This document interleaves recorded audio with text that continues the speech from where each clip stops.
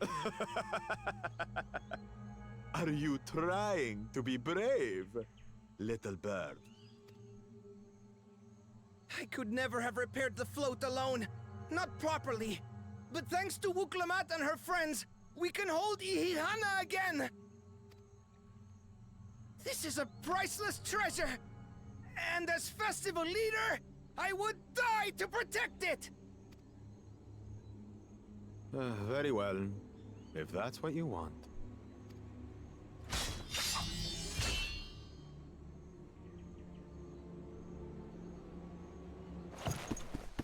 Galool Ja Ja!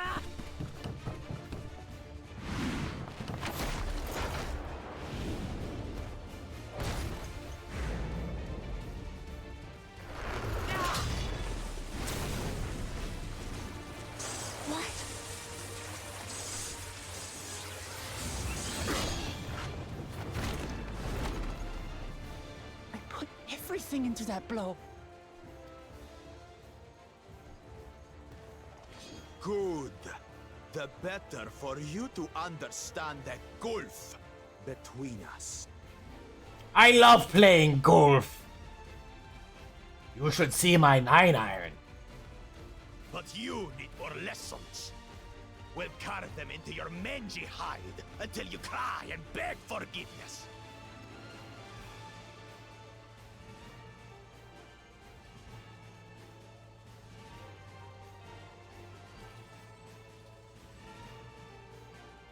Your brilliant plan was to steal the float and take the credit.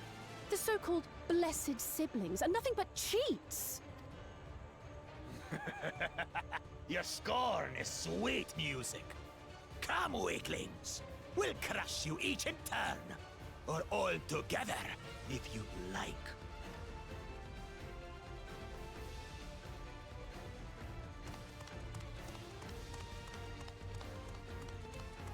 Calm yourself, Chosen One. If you fight in earnest, this will end in a massacre. What's more, we have word that our other prospect is on the verge of success. Then it would be foolish to expend effort sweating nuts. Lucky for you. Eh?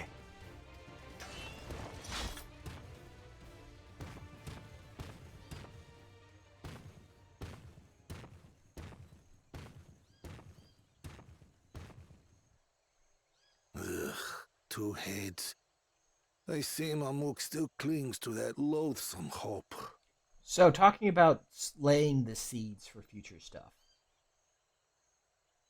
Galool Ja Ja, they do an alright job with that. All things considered.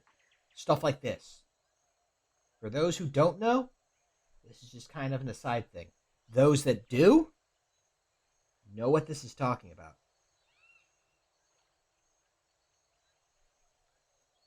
There's something there that they're implying, which is a nice touch.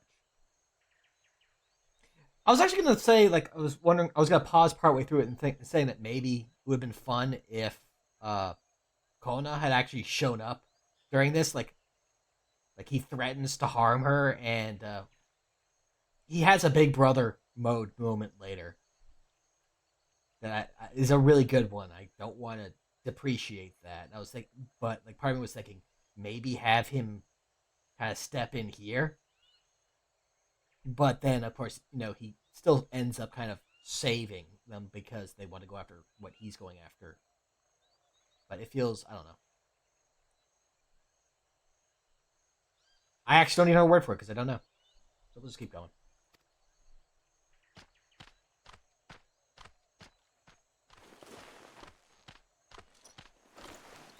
Talk to us, Third Promise.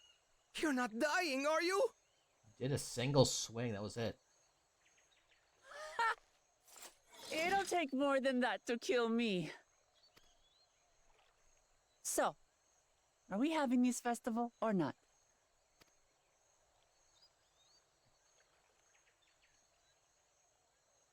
Yes! Yes, we are!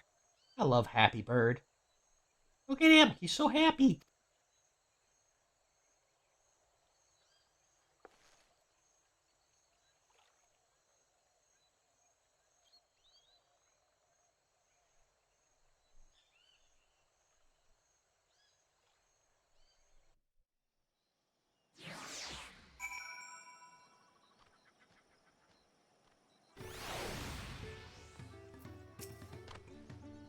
Thank you for coming to our rescue.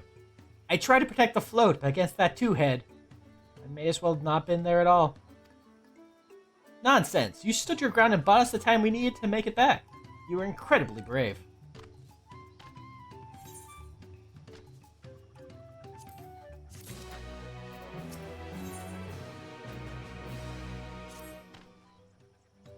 With that exciting interlude over, you'll be pleased to know that repairs are finished as well. Before we commence the festival, however, it would be a courtesy to inform the villagers that Ihihana will be held after all. Go forth, but do not forget your greeting. At this stage, I should hope the reminder is unnecessary. Oh, Kali! See, I remember.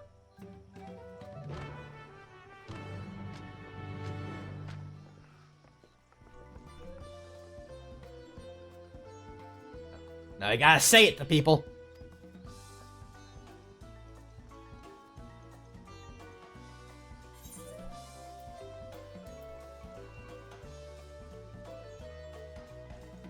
Here. This way first, I guess. Take our bike.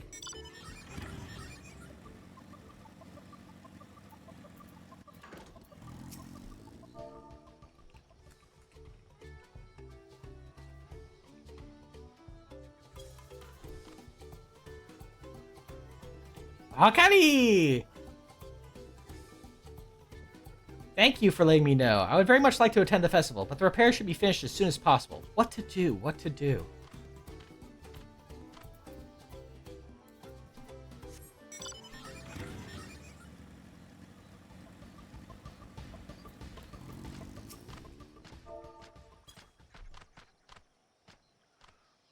Hokali! The festival's about to begin? What do you expect me to say? Besides, of course I'll be there! Cleaning up the storm's aftermath may have been hard on us all, but the lifting of wings is tradition, and a joyous one at that. I won't sit here brooding my days away. Give me a moment to get ready.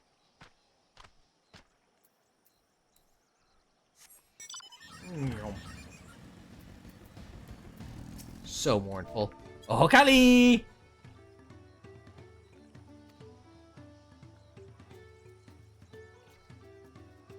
What? The float is flixed? Wow, the float is flixed. The float is fixed. No L. That's a W in my book. Our fallen friends would be glad to know that Ihihana will soon be underway. They would have wanted us to honor them with celebration, not let their loss deter us from it. I must go and enjoy the festival for those who no longer can.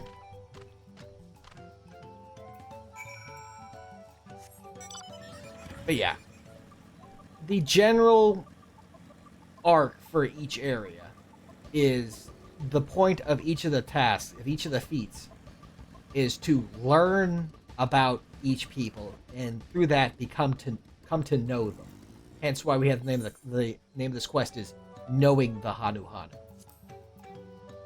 We learned about the Hanu Hanu and their culture through the problem that they're going through and the feat put before us, and through it we come to learn about the people, which is it's a nice arc for each area. Get to spend some time with the people and learn some stuff about them. I have no issues with it. The Hanu were pleased to hear the festival was going ahead, I imagine? That as well. Once your friends return, the lifting of wings can begin at last. And again, you can learn even more if you're doing the side quests while you're doing all this. Learn even more about the people. And I think that's why, people seem to have a general fondness for the side quests, because it delves into the culture of each area even more. So few have come. Patience. Once Ihihana gets underway, no Hanu will be able to resist joining in. Just so. Ukewu knows well the heart of the Hanu. Have faith, Third Promise, and climb aboard the float. It is time for the lifting of wings. Right. Off we go.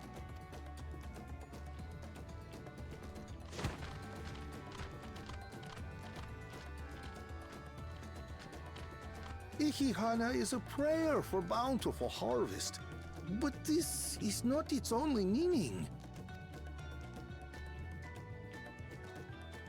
It is also an exchange of pledges between rider and bearers, a commitment to a long and fruitful friendship. Something Wuklamat's all about.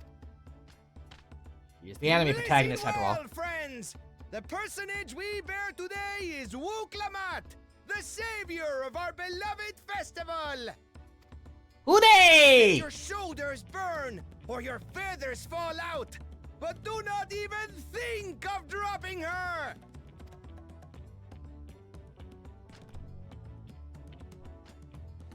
All right. Yay! Yippee! Yahoo! Ready, Okay.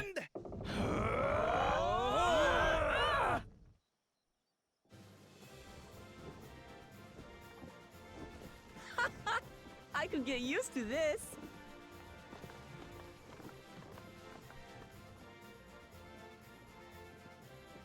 Having such a good time carrying that thing. Very fun animation. Will empty bellies stop you from joining in the fun? Come and help us carry the float!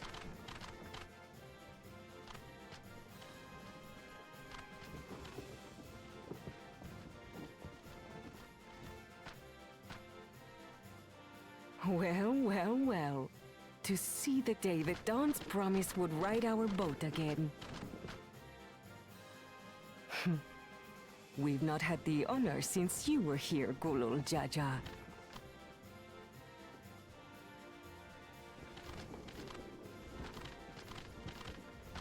Right, we've enough bearers now. Onwards to Kozanuaki! I think I said something close to that at least once while reading that text.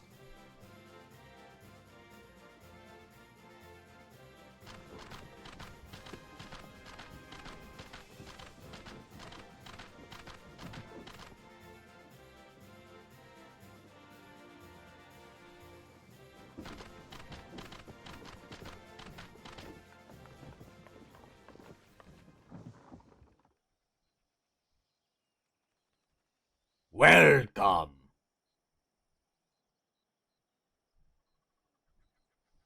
Watch well, for you are about to bear witness to the true glory of Ihihana.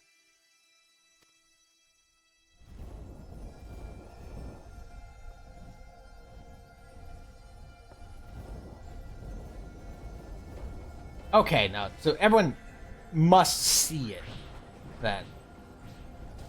So it does kind of give arguments for... draws upon our life force, concentrating and amplifying the energy. Like, why didn't the people know that this thing did this? But, again, you can put that to them. Maybe they just didn't know what it was actually going towards. Keshaihi then receives that energy and expels it in a great burst, where it showers down upon the land to replenish its vital currents. Like, that part they may not have known. They could have just saw that, you know, the Aether makes a cool float do a cool laser.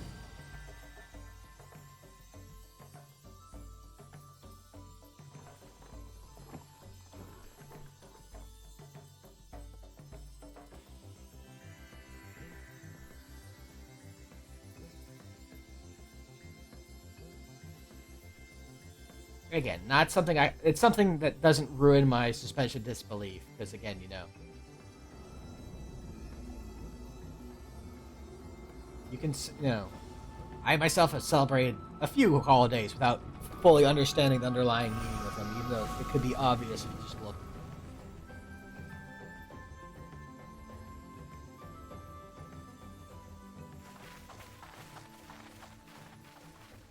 It worked. Like a literal charm. The float really was helping the reeds. And also, if, you know, they've not had a situation where the reeds weren't doing well like this in recent time, in recent memory, they wouldn't see the cause and effect of it. So, they just may not have known. Makes sense to me. That was amazing! To think that such a thing was even possible!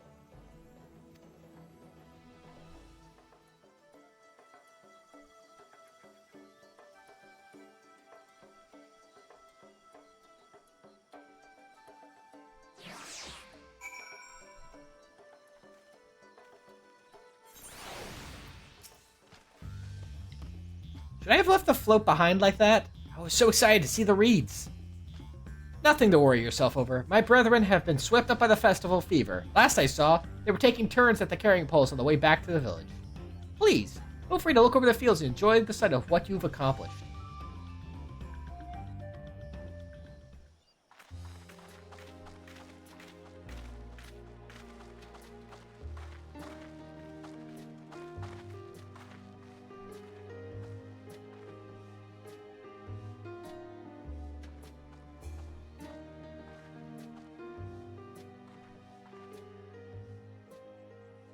Some of them still look a bit sickly.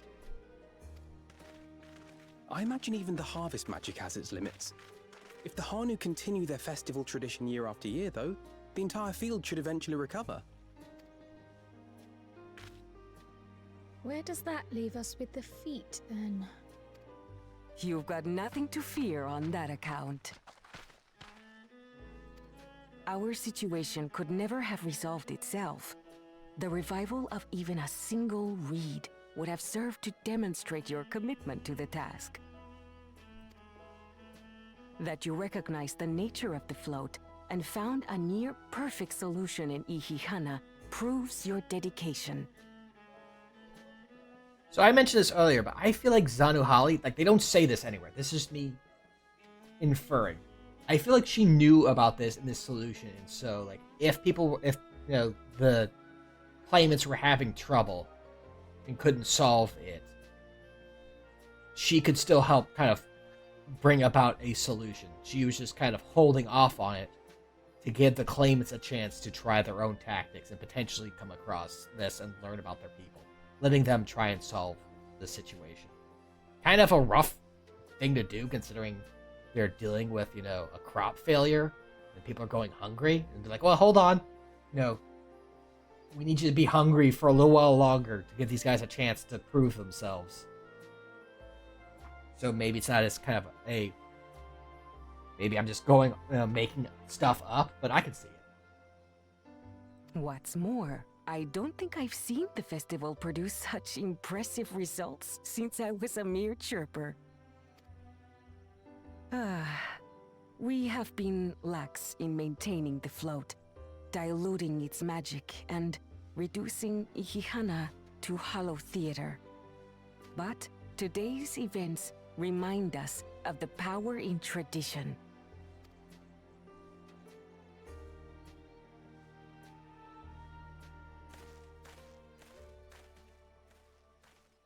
Kona! See, again, here's a bit of a miss. I think Kona should have been here to see this.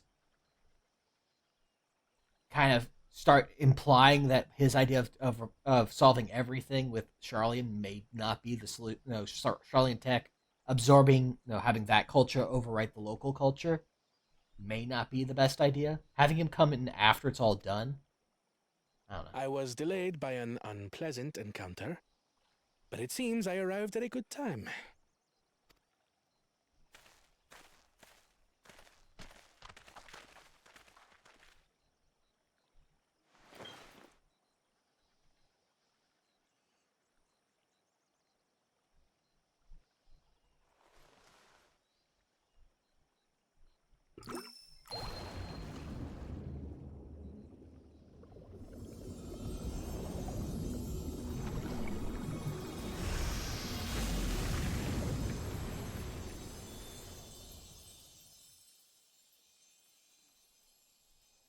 Oh, isn't that wonderful? What? You just pour in some mystery liquid and problem solved? Stagnant ether was to blame for the reed's poor condition. I assumed that was an alchemical concoction which enhances ethereal conductivity. It utilized the flowing water as an ethereal current, thereby promoting the transfer of life energies. Like, we still want this to happen. A method I could not have devised without the education I received at the Studium and the cooperation of my Archon allies. We still want to show that this guy, like, there is merits to what he is doing. But, again, like, I feel like it's a misstep. We really only see Kona twice effectively during all this. When I feel like part of, maybe this is me imposing my own thoughts and wills on this, that this area was supposed to kind of give us an idea of who Kona is and what he can do and what he brings to the table. But also we could have spent some of the time showing some of his drawbacks, and similarly to Wuklamat, where, you know, he's not the perfect fit at the start of the adventure to be the Dawn Servant, even if we saw it, you know, through, you know, meanwhile with Kona's group, or what have you.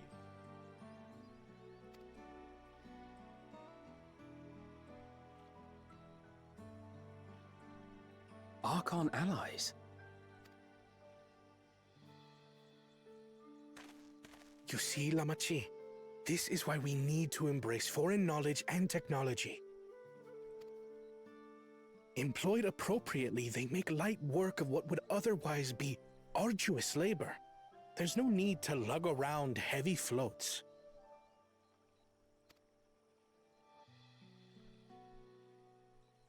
Well, you always were the clever one, brother. Like, again, I think this could have been, like, organized a bit better to make this work. You would have to shift some things around. Like, let him see the festival and be like, while he's working on his alchemical solution, maybe, like, cut to, like, show him watching and be like, no, this is better. Like, have, like, you know, see if they're having fun, but also be like, well, no, you know? Kind of recognize, but also then just kind of maybe double down on his thoughts and solution for it. Your approach was no less effective, Wuklamat. It achieved the same result. Indeed it did. And you enjoyed the festival, yes? I did. It was so much fun. Having visited your village before, I thought I knew everything about it. As it turns out, I knew very little. About the reeds, about Ihihana.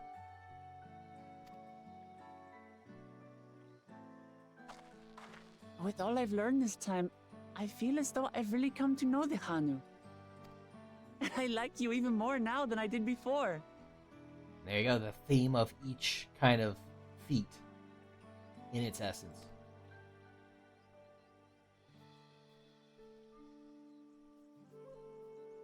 The feeling is mutual. And it's not just you who had a lot to learn either. I'll never look at our float the same way again.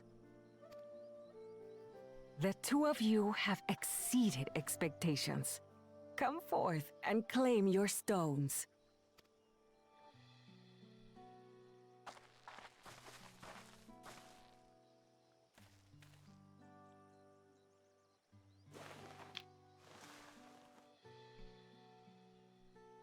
So this is what they look like. Ah, the strawberry starburst. Go on, set it in the tablet.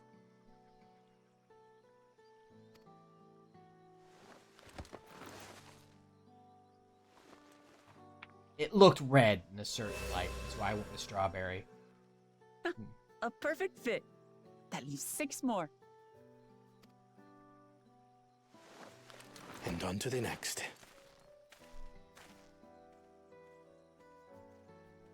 Not even a moment of celebration. That's Kona for you. Yeah, like, I think, like, the only big drawback, I say with quotation figures, like, you can see what I'm doing, is that they may have played their hand sooner over who the Archon allies are. But, you know, if you came in from Endwalker, you probably have an idea. So just showing them, like, maybe a hand, like some arms putting down the supplies while he's working on the potion, while the festival march is going on in the background, and having him comment on it would have been fine, and also been like a nice nudge, like, hey, if you know, you know.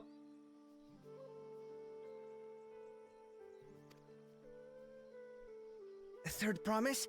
You must join us for Ikihana next season.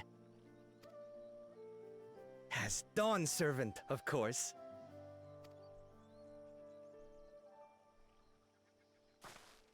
Right. It's back to Tulihiola for now. Thank you for having us. I look forward to seeing you all again.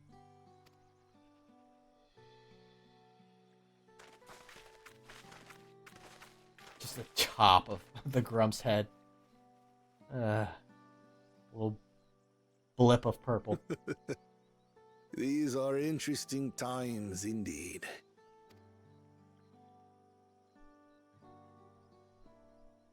Yeah, I think, like, spoilers, Palupalu does something similar, but kind of helps set the basic flow of things. The concoction was brewed by Kona himself. It's a test vial, but it should contain the same reagents. Also showing this guy, like, stealing one of the potion bottles while Kona's looking at the float could have also implied this as well.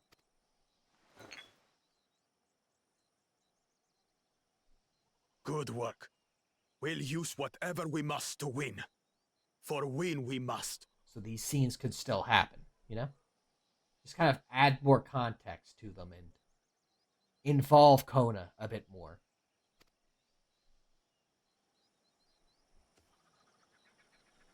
Show us more of what Kona is doing and maybe some more interactions between him and Wuk-Lamat. I feel like it's the main, like, the big thing, I feel like. That I feel like would benefit this section. And it's going to probably be a standard for the next couple areas. My journey has just started, and already I've met so many wonderful people. Wuk Evu, for one. He's a bit eccentric, but everyone could stand to be as respectful of other cultures as he is. And the new Hanu, it warmed my heart to see him honor his departed friend through Ikihana, and to help others do the same. I can't help but feel excited who else I might meet over the course of the contest. Come on, let's head back to, Zabalyev Tai? I'm gonna keep butchering that.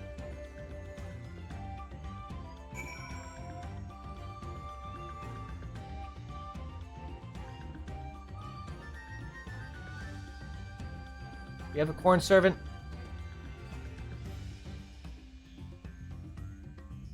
I don't think we do.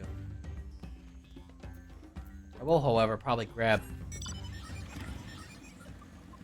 these two quests for the 8th occurrence and knock them out later. Well, actually, I might even just do them, just kind of show them. You're Wuk-Lamat's companion, aren't you? Hijahi. Wow, I've already forgotten. Yeah. Hijihi smiles upon me. I had hoped the Great Bird would guide one to the village saviors to me. You see, the time has come for us to make our customary offering to Hijahi. It is a ceremony we hold dear, and I would invite you to participate as an honored guest. Oh, will you join us then? Oh, that makes me so happy my feathers are standing up straight. The traditional offering is a fruit that grows to the southwest, and they must be so ripe that they fall into the earth. Gather 3 and deliver them to Lanuhani at the shrine.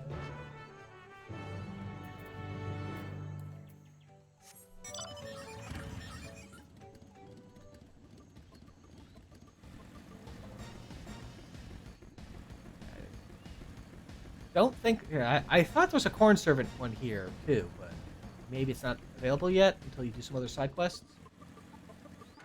Hard to say. Oofa. I am...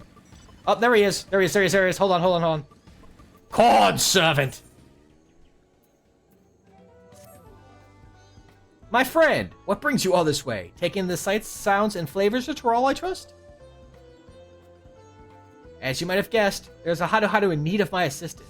As I lack the strength to make myself seen, I am in need of your assistance. Follow me, and I shall take you to them.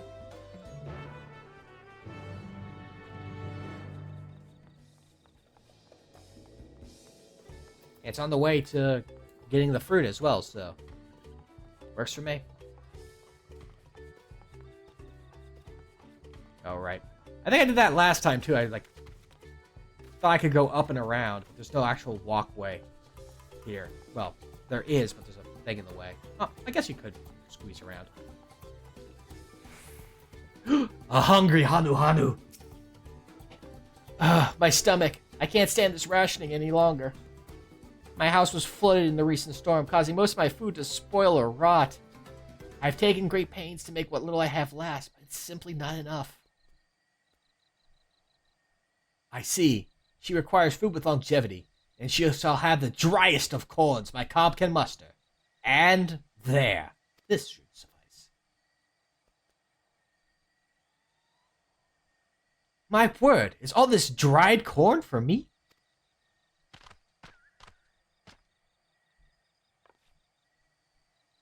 It will be many moons before I could hope to diminish such a bountiful store, and the crunch is certain to be sublime. Thank you, kind stranger. There's hope for the future yet. Oh, the children will be thrilled.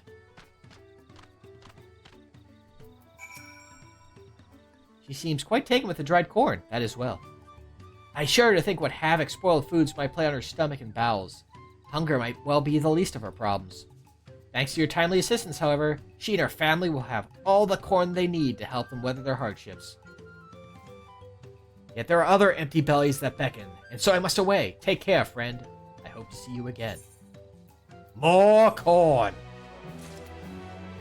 Now we grab some fruit.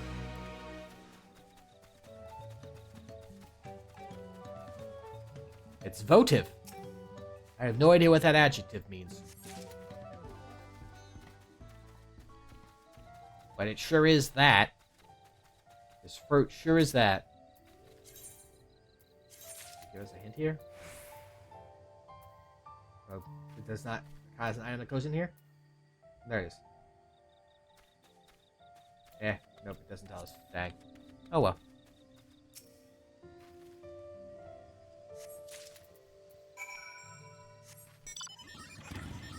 Let's go all the way over there. Okay.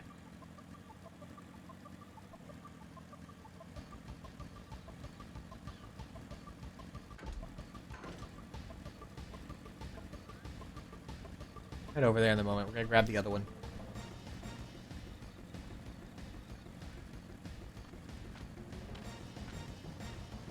Oh wait, I know what this one is. This is the bringing in the other guy and doing all that. Okay, no, I think I'll just wrap these up off screen. It's fine.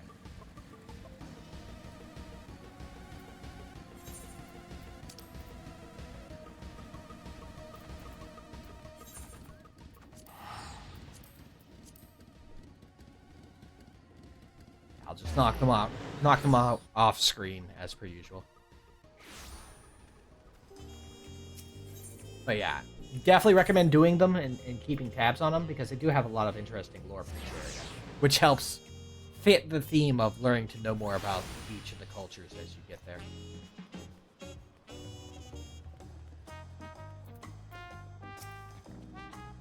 And just like that, we found an elector and won our first keystone.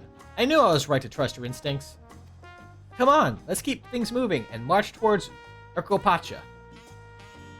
Chances are good we'll find an elector there as well. Before we do anything, however, we should see what your opportunistic Pelu friend has to say.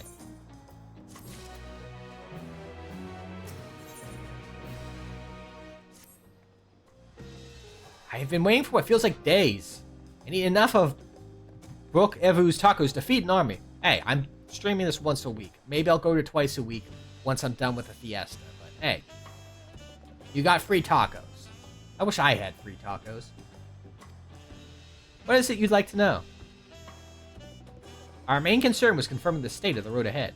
As I recall, to reach Urkopacha, we depart from the Arc of the Dawn, then take the road west at the first fort. Should we be wary of anything along the way? That is indeed the way to Urkopacha. After the damage wrought by the recent downpour, however, you'll be doing more stumbling than walking. But do take heart. When it comes to rugged terrain, we have the most dependable solution available. Come with me. And enjoy the jazz along the way.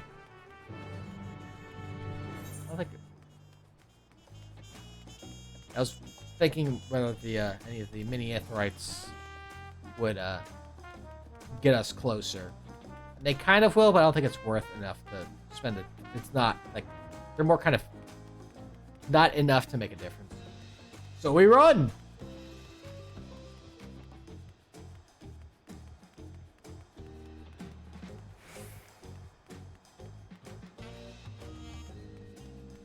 And reaffirm Wuklamat's hatred of Alpaca.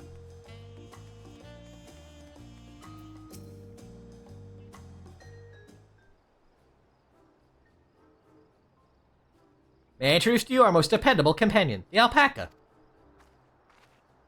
Ta-da! Dun-dun-dun-dun.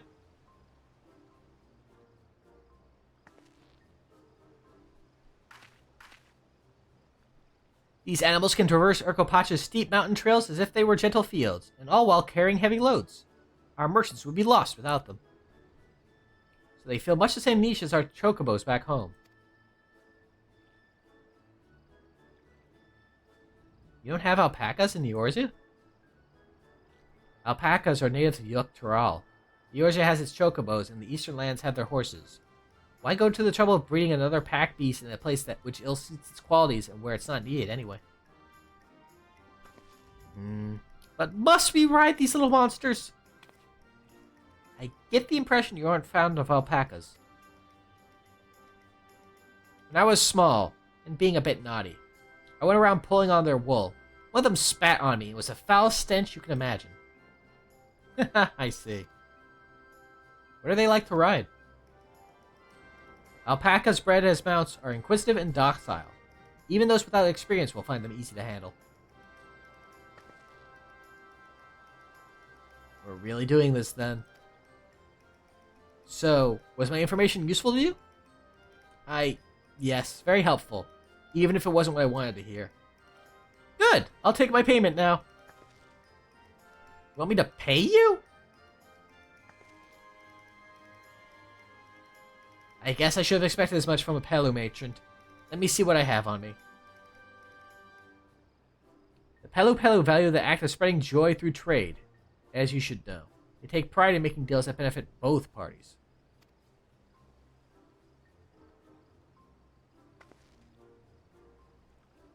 Here you go, a fair price for your fair advice. Yes! I made a trade with the third promise herself. My friends will never believe this. I shall be on my way now. I wish you safe travels. Off you go then, and thank you. I feel like that Pella probably got plenty of payment through the tacos, but you know. I better not get spit on again. You brought that on yourself. Remain calm and gentle, and so will they. I'm still not happy about this. But if we need to ride alpacas to reach Urkopacha, then that's what we'll do.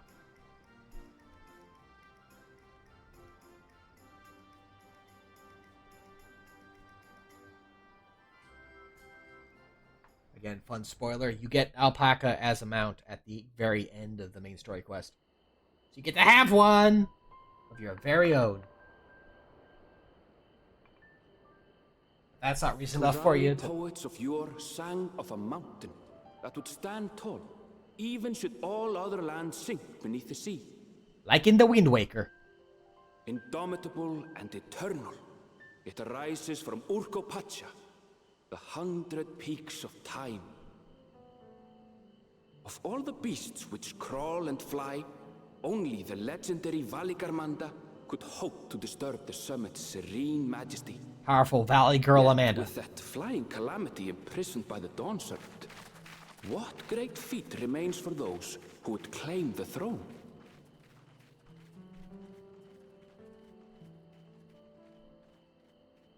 You know, if having your own alpaca is something you aspire to do, you do get one. So this is Urkopacha. I've never actually been here before.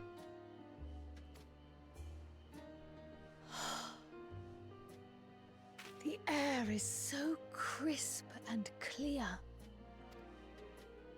Mountains everywhere you look. That one massive peak in particular has quite the presence. It puts me in mind of Som Al. The cloudy weather is not helping things. That is Workor Sormor, the tallest mountain in Yogg-Tural. Its sheer height makes it an imposing climb. But there are other reasons the ambitious keep their distance. Oh? Do tell. Where to begin? Excuse me, but you're Wuk Lamat, are you not? I hadn't thought to encounter one of the Dawn's promise here of all places.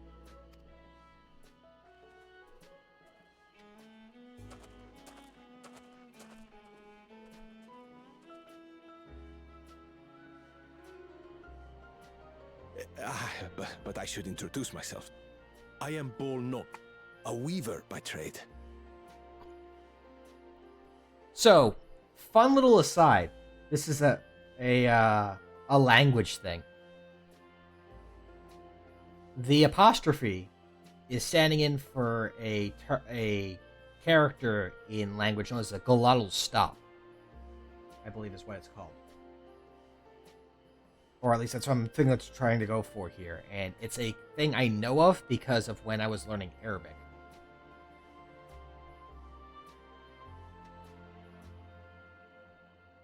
And I'm trying to remember what term it was in Arabic. Arabic wants to say hamsa, but I could be wrong. But it's used a lot in Arabic too, just because it's that kind of click where you kind of force the syllables short. And so instead of bol nok, it's bol nok.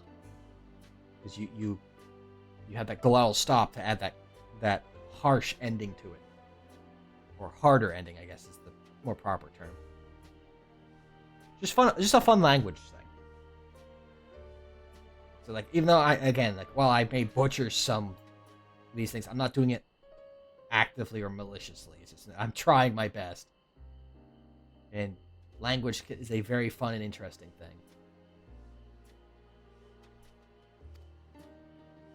Well met, Bolnok. We're on our way to Watrunpelo. Oh, truly. I've just come from there, as it happens. I say that and I was about to say, it's like, I've also come watch some Pello.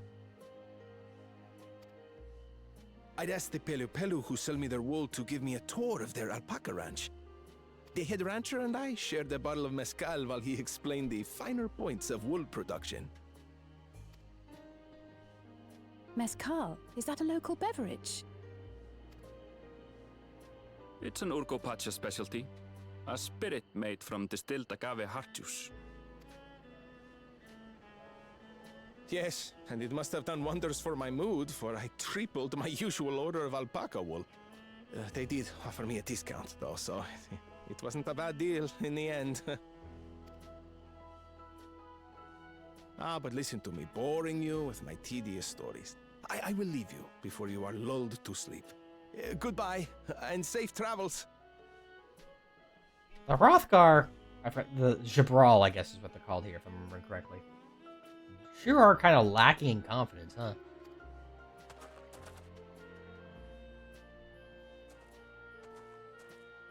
Oh, silly me. I almost forgot to say the thing I actually wanted to say. Peace for Tural. I agree with your vision, Third Promise. You have my support in your bid for the throne.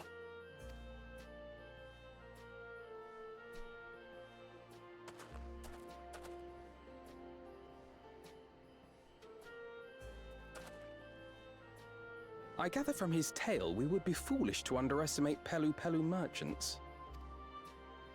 Yes, they do more than run the markets in Tuliolal.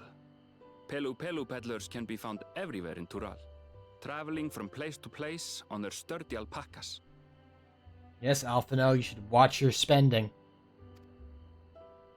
They are effusive and engaging speakers, and many's the customer who's been talked into spending more than they bargained for. They won't find this customer so easily charmed. Spoiler, she gets immediately charmed.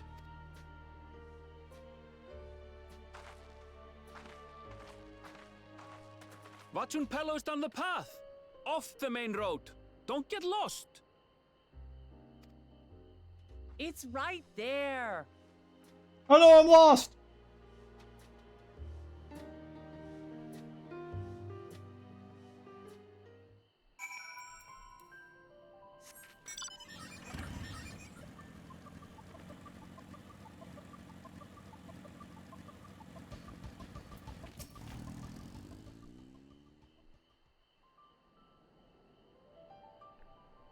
This is it.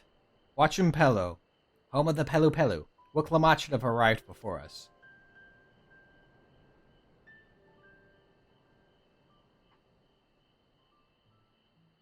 That's not good.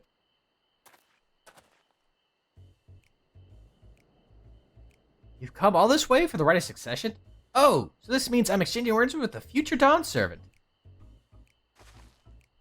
Please, the outcome is far from decided, but it's a possibility. How fortunate then that I deal in cloaks woven from especially luxurious alpaca wool. Such a garment would look magnificent when draped over the shoulders of our budding ruler. A nation's ruler should dress her best for her adoring people, yes? Finery for our finest lady, that's right. Come, third promise. My well-stocked shelves are but a few steps away. Finest lady. I like the sound of that. Alright, I suppose a quick look wouldn't hurt. Ahem. What did we just talk about? Aaronville, what did you...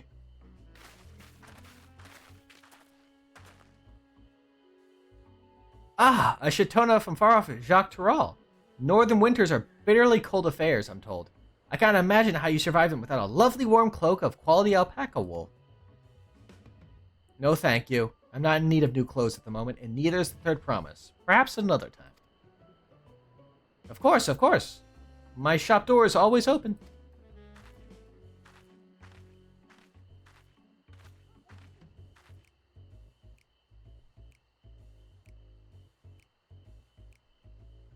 You were saying something about not being easily charmed?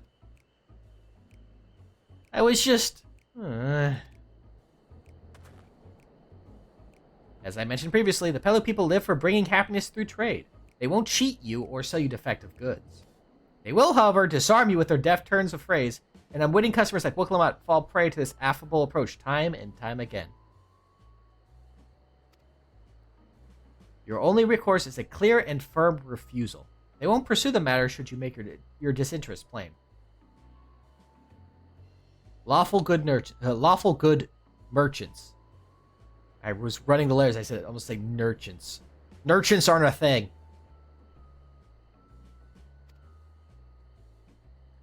A valuable insight into the minds of the Palupalu. Let us all take Aaronville's words of caution to heart. Yes, Alphino, please do. Please.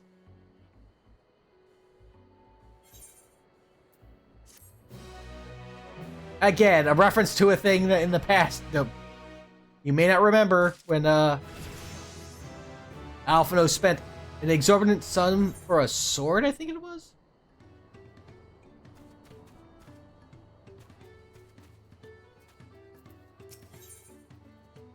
Traders of happiness! Not my finest moment, I'll admit. But now that we're here, let's do what we came here to do. Find the Elector. Allow me to propose a strategy, then. Kryl, Alice, and I will speak with the merchants. Wuklamat, you and Aaronville might try approaching travelers and passers-by.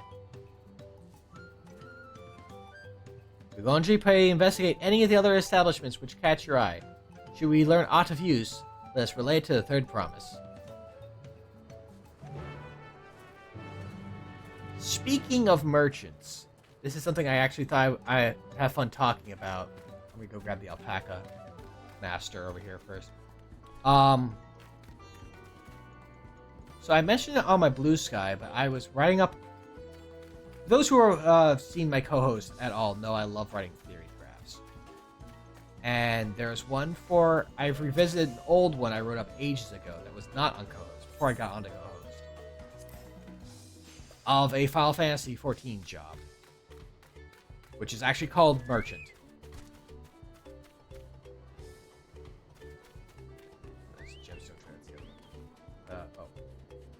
That's what that one was.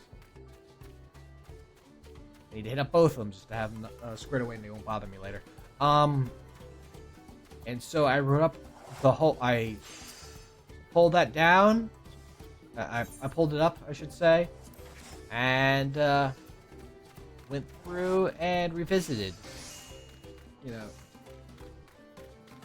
Revisited, updated, and put the whole thing together.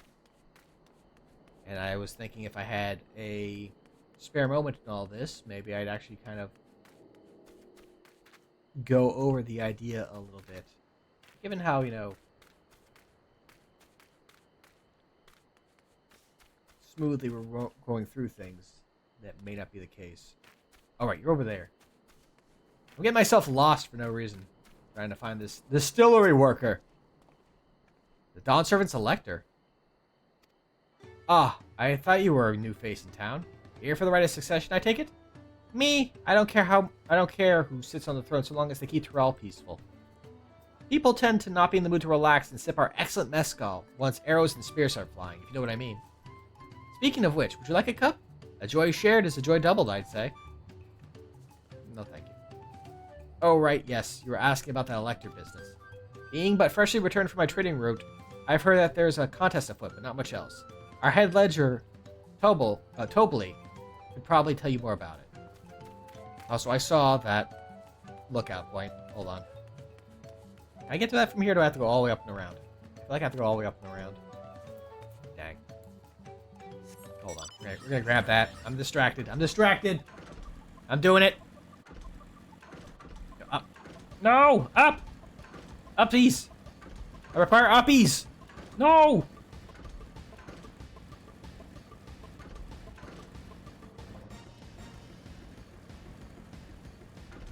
But yeah, so the merchant class, as I wrote it up, is a bit of a combination of... Well, the biggest thing it was based off of is the chemist from Final Fantasy V and Final Fantasy Tactics. Because that was the big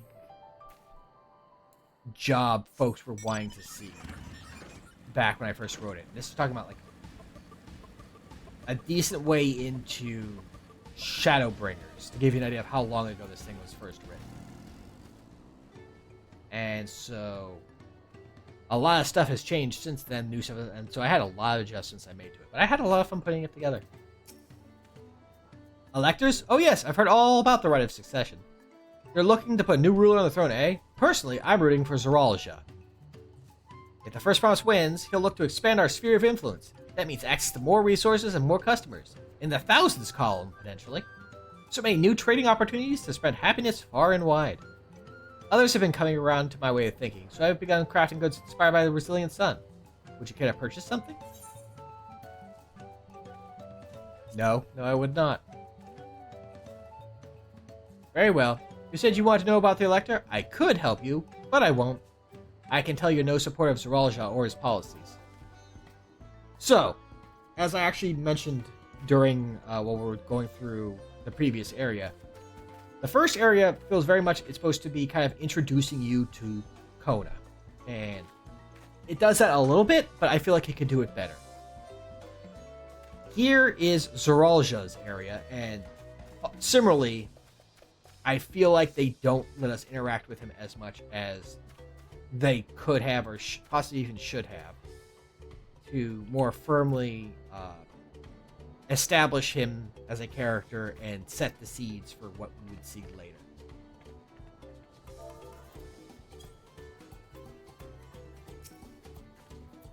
Hello there, I'm Palupalu. Did you have a question for me?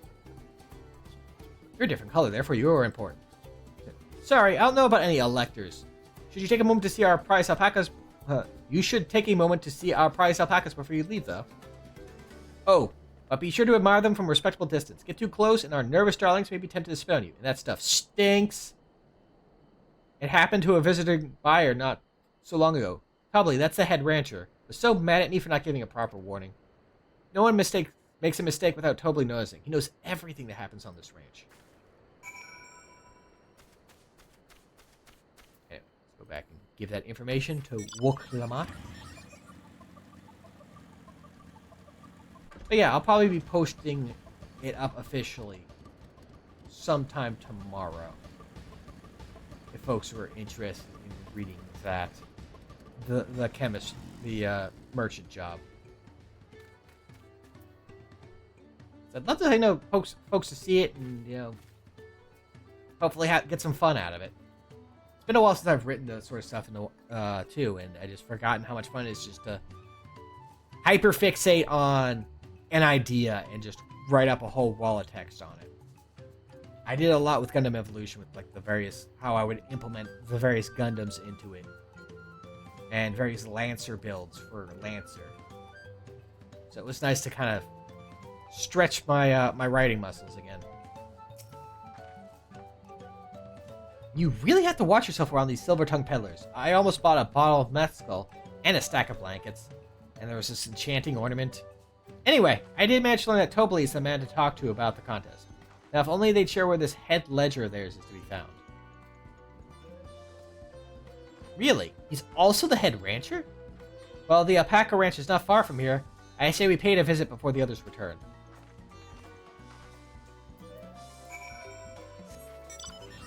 And if there's any interest in the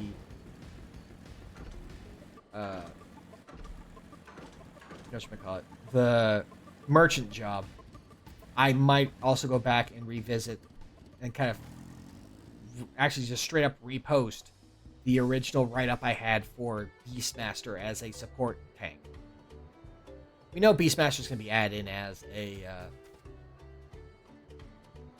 what's that term for it? A job like Blue Mage. But I had a way of trying to make it work within the holy trinity of tank, DPS, and healer. Using an idea that I thought would be interesting. Just seemed appropriate to talk about all that while we're in the land of the merchants.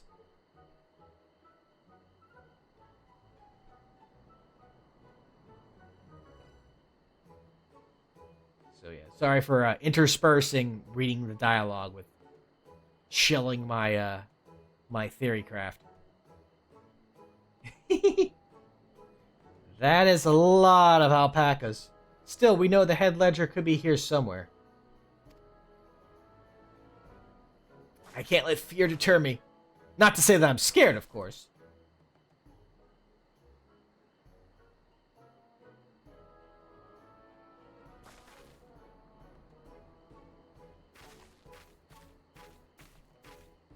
Excuse me, is one of these workers Tobli? Tobli? Oh yes, he likes to mingle with the ranch hands and keep an eye on things. I can't tell you which one he is, though. You can't? Is this part of the contest? All I can say is that Tobli often mentions his favorite pungent subject. He also can't resist a profitable trade. Though, who among us could, am I right? Still, if you bring him a very good deal, he might let his identity slip. So it's like a game. Easy enough. All I have to do is offer Tobli a deal he can't ignore. No problem at all. Well, maybe one problem. I don't think my purse is deep enough to pay everyone we think might be Tobli. Let's ask some questions first to narrow down the field. The funny thing is, again, like before, I think I remember which one is Tobli. Great, we can meet back here to share our impressions. So I'm wondering if I have to go talk to them or if I can just say I'm done and go talk to them and go do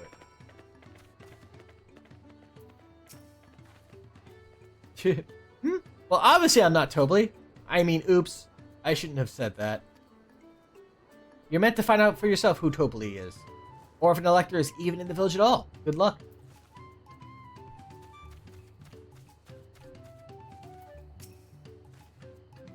You think I might be Tobli? Ha ha ha, well maybe I am. All I will say is that in this village, none have reared more alpaca than I.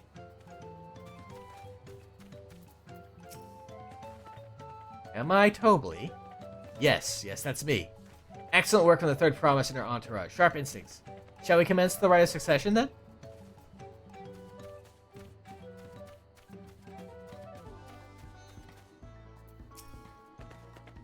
Ah, a visitor from across the salt, if I'm not mistaken.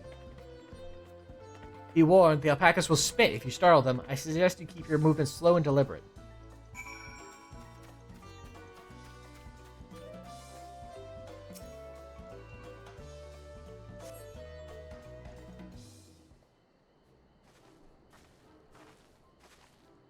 I see we were both done with our interrogations.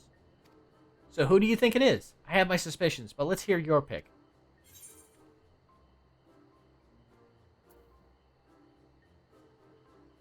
I think it was the diligent one.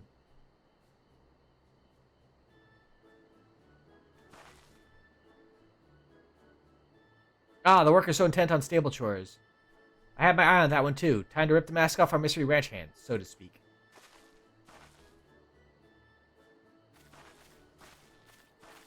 Yeah, I feel like this is the correct one. I forgot that you don't walk to him. You actually say which one it is. So I have to remember. Oh, wait, which one? Which adjective did they have? Oh, no. We know it's you, Tobley, and to prove it, I propose a deal. A generous sum of coin for confirmation of your true identity.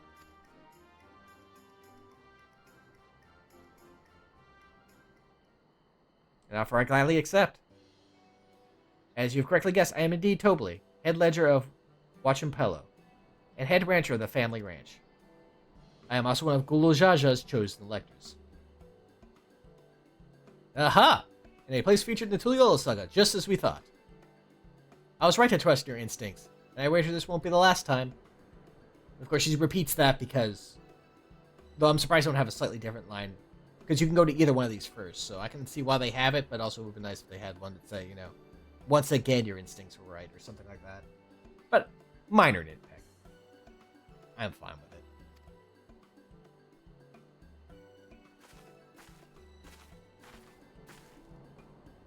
She found you out fair and square, Tobley. And I'm glad she did. Would have been a pity had her bid ended here.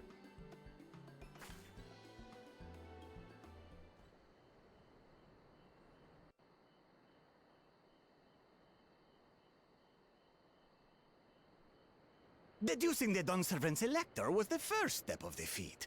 Too simple a task for this aspiring ruler, eh? Right. Not hard at all. You betcha.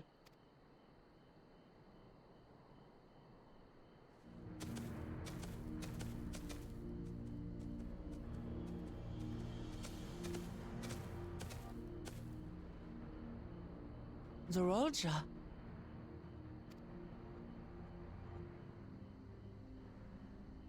I am told the head ledger, Tobley, is to be found here. You have to guess which one of us is Tobley. That's part of the test.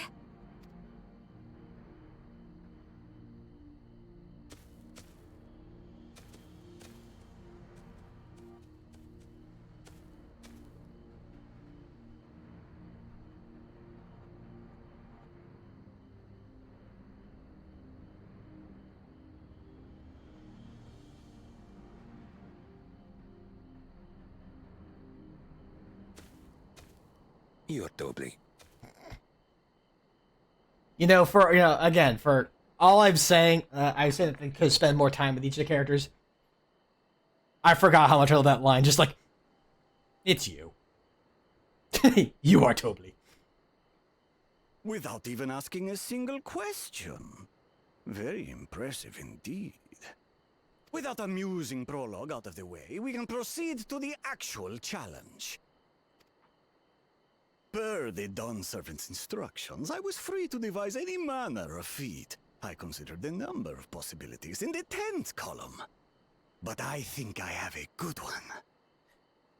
I find that them saying numbers in that fashion is actually really endearing. I didn't expect to, but I really love this. A number in the tens column, in the hundreds column, in the it's in the ones column. It's a very fun and endearing way to say numbers for a merchant people. I like it a lot. It's very fun.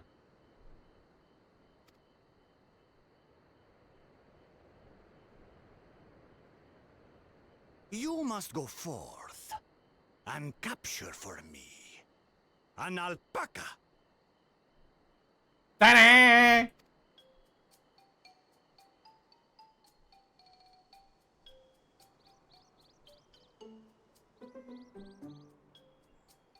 While I've not had the best experiences with alpacas, aren't they generally docile creatures? That doesn't sound like much of a challenge.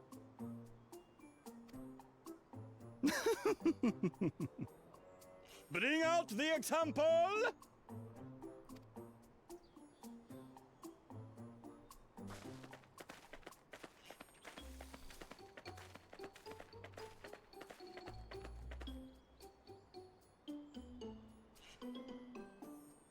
This is a special kind of alpaca. Would you please approach the animal, Third Promise? Who? Me? Well, it should stay calm if I stay calm, right? That's what Erinville said. I really love, like, Wooklamat's voice actor gives such good deliveries on so many lines. It's great.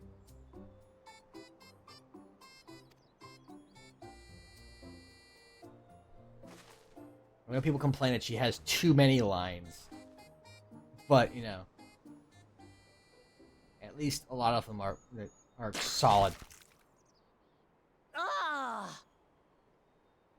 The little monster spat on me! Ah, oh, that stinks. I can't.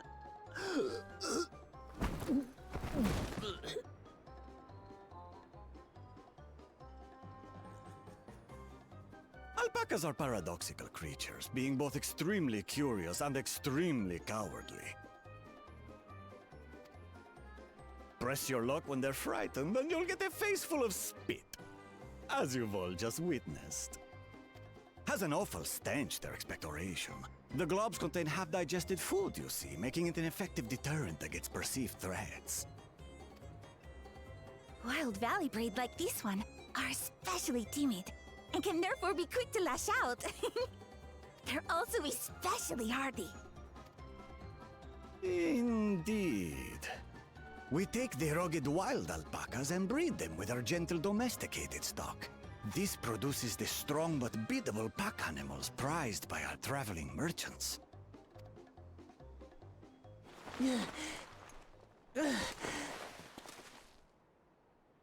That's all well and good, but did I need to bathe an alpaca spit for you to make your point? So, the task is to catch a wild alpaca. That is correct. But be warned that it is a feat easier said than done. I suggest you prepare well before you enter the valley where the creatures dwell. No, I go now. And by you, I mean the claimants only. Allies are not permitted to assist with the catching. I'll say I'm fine with that bit. Again, just doing things where it is very much the claimant themselves having to, you know, prove themselves and not just be carried on the weight of their assistance. Even though that is a, you know, knowing how to properly delegate and have people to cover your weaknesses is a probably very powerful skill to have as a leader. The alpacas will help me judge which of you is worthy of receiving a keystone. So I'm to chase down a fluffy, spitting demon, and that somehow proves I'm fit to rule? As I said, the Dawn Servant granted me the freedom to decide my challenge. And when you reach the end of the rite, I dare say you will understand why I chose what I chose.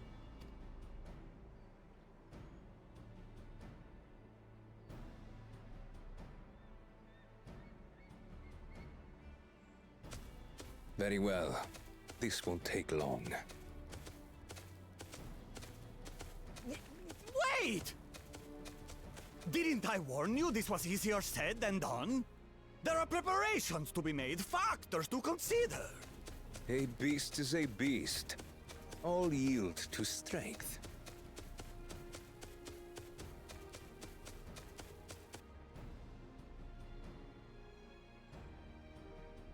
So far, this experience has done absolutely nothing to improve my opinion of alpacas.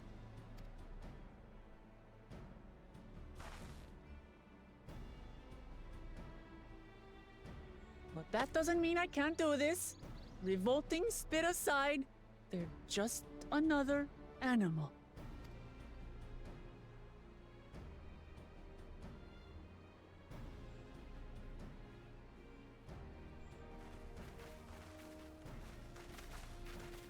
Are you alright, Uklamat? We thought we heard you scream. The third promise does not scream. It was more of a startled yelp. Scream, in other words.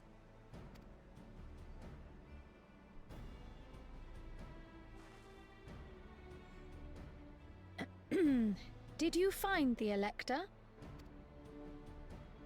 Oh, we certainly did.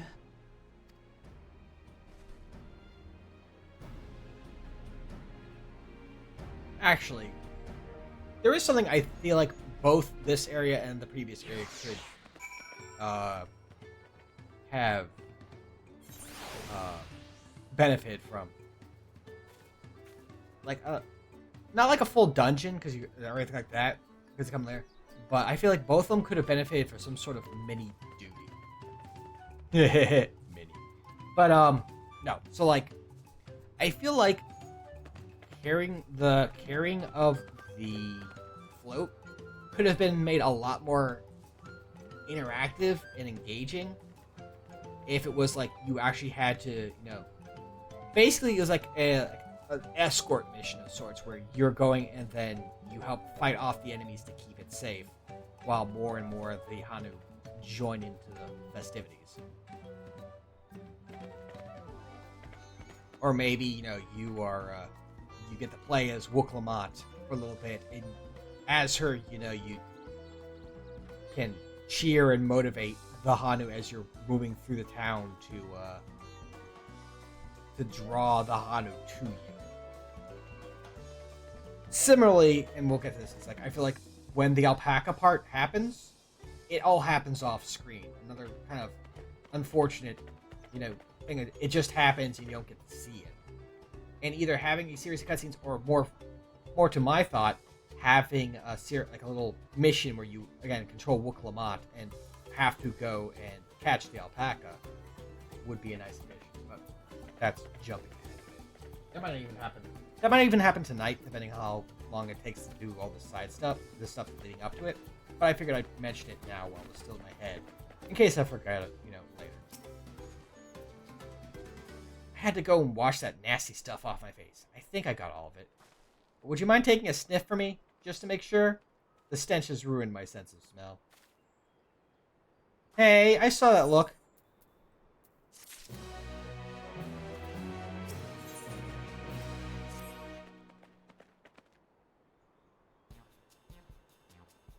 As Wuklamat helped demonstrate, the Valley alpaca are wary of people. Getting close enough to catch one will not be an easy task. You might have warned me about that earlier. I have enough trouble with tame alpacas. How do you expect me to wrangle a wild one? With the proper saddle, we infuse the leather with a relaxing scent that soothes the spitting beast. Wonderful. Give me one of those then. Have you perhaps forgotten we are a clan of merchants? If you want a taming saddle, then you'll need to find a saddler and make them an offer. You don't come cheap, of course. Crafting a saddle will cost you equivalent of 10 pel. In the thousands column. I mean, 10,000 pel? I don't have that kind of coin. Converting to gil, that comes to around 1 million or so. Mayhap if we all pitch in.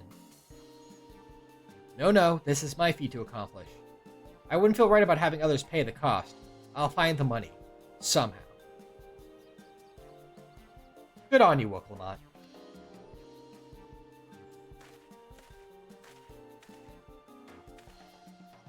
In that case...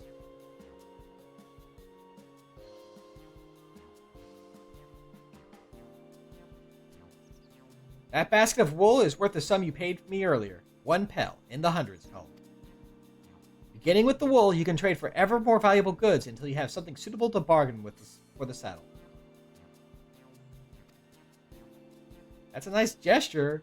You think I can turn 100 pel into 1 million? That's 10,000 times more. We need 10,000 pel, not 1 million. So we're looking at 100 times more. Oh, right. I panicked and got confused with Alphino's million gil.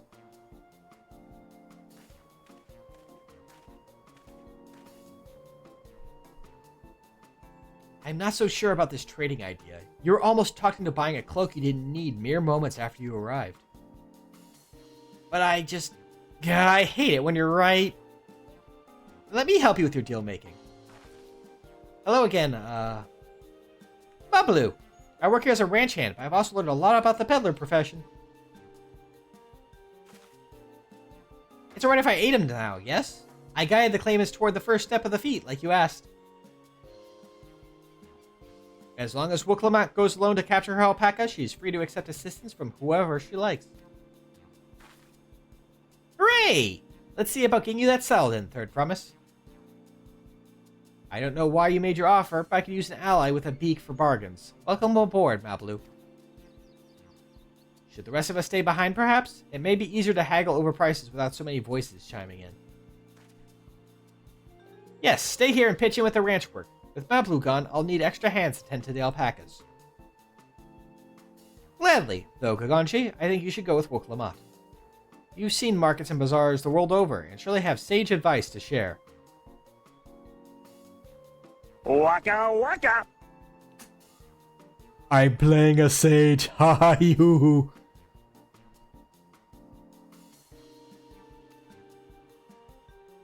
It's funny because I'm a sage. In that case, you should also hold on to the alpaca wool. If it's misplaced or soiled in some way, you'll have nothing to bargain with.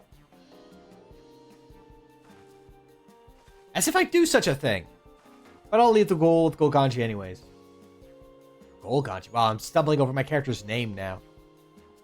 The better to keep my hands free.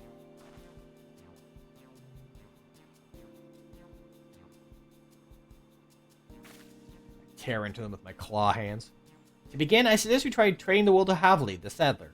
He won't agree to the deal, of course, but he'll give us an idea of how much he'll accept for his wares.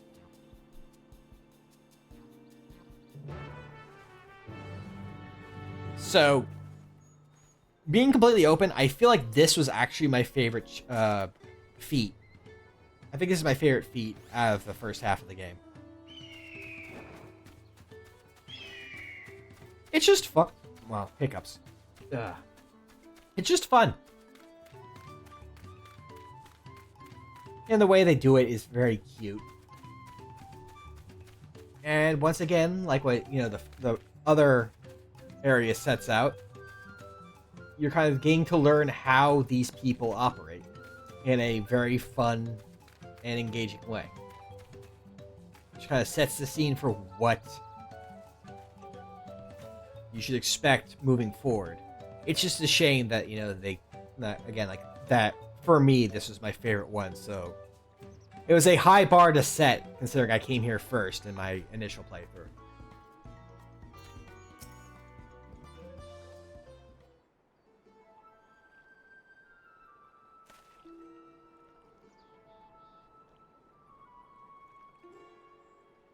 Something I can do for you? We've come to bargain. I need one of your special taming saddles to catch a wild alpaca. A saddle, is it? And how will you be paying for it? With this basket of fine alpaca wool.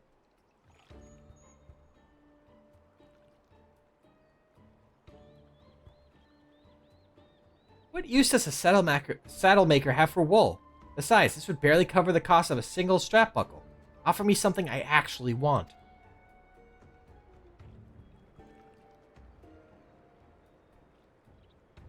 And what might that be?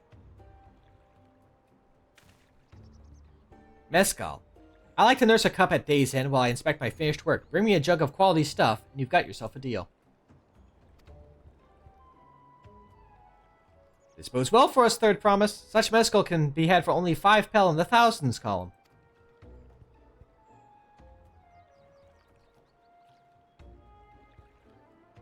Hold on. Did you say third promise? Then my offer has changed. The saddle is going to cost you at least a jug of premium mezcal, aged 3 years at least. 3 years? That stuff is valued at 10,000 pel or more. Why have you doubled the price? Because I must support the man of ambition who will see my business prosper. Galool Ja will go to war, and his cavalry will need saddles. Lots of saddles. On the war alpacas! War alpacas! Sorry. It's nothing personal, third promise, but I won't sell you my craft for anything less than my asking price.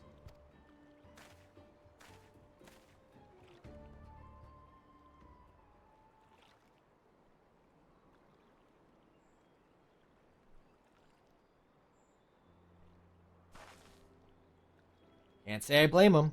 I'm known for championing peace, and peace is unlikely to bring him more customers. Those of our grandparents' generation remember the dark days when the clans were at war.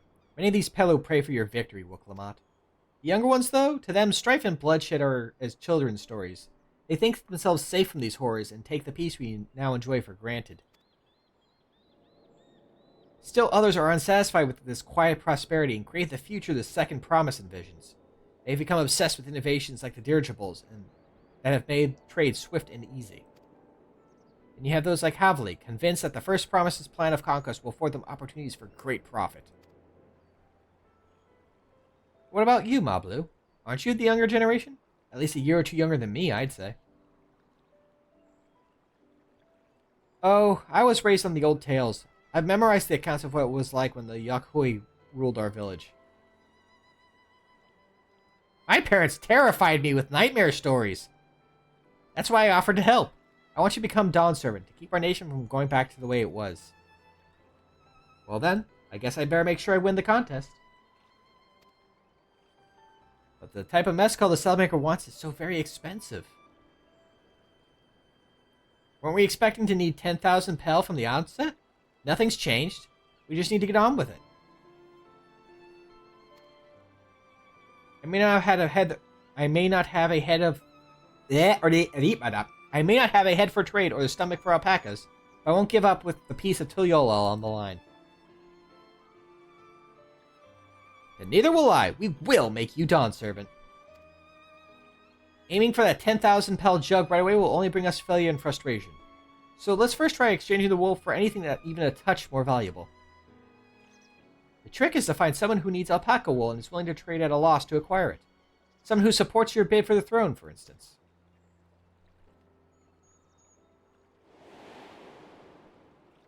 I am relevant!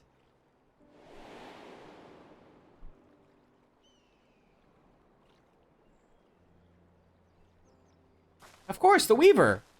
Fulnuk was his name, I believe. Sorry, I'm going to add in Galal Stop just because I think it's fun to do.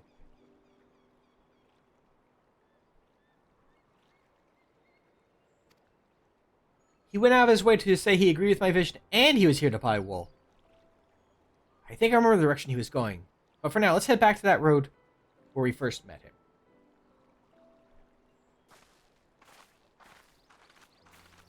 Anyway, so as I mentioned before, I feel like the first area, like, that does kind of get a good rundown of the entire concept and, like, the different camps.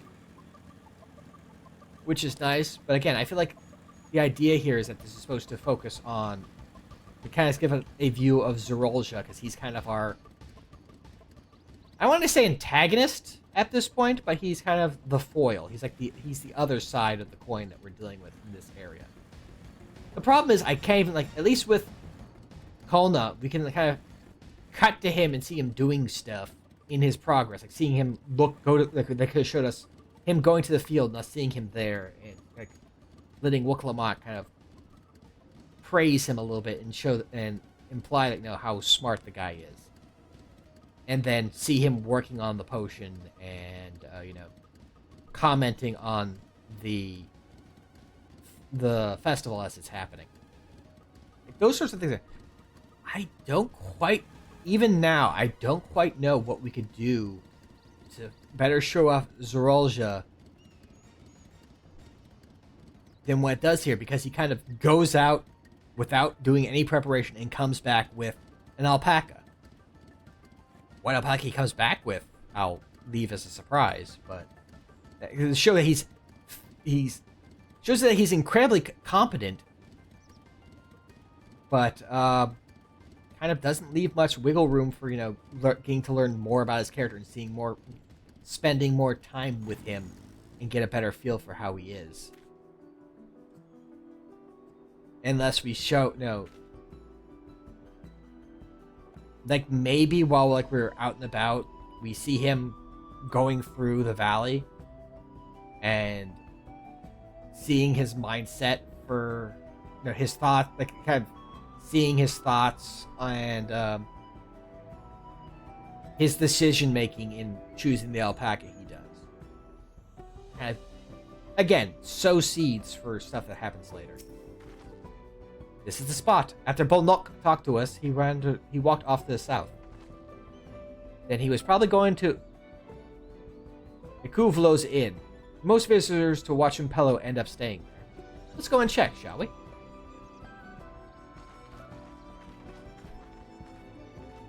I'm hoping we can get through all the trading quests before we call it for the night. We'll see.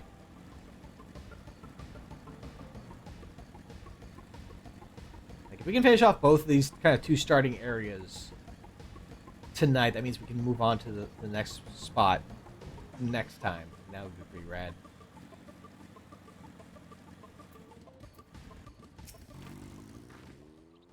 Can I have that basket, Gunji? No. It's mine.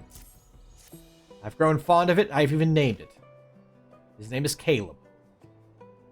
Thanks. Now let's see if we can turn it. Now if we can turn a profit. No, not Caleb. Bolnok, I'm glad we found you. Are you interested in making a trade? Third promise you wish to do business with me? May I ask what this is all about?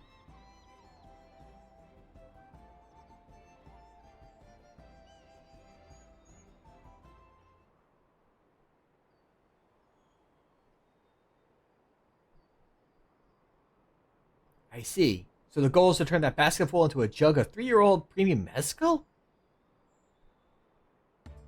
Now allow me to invest in your efforts.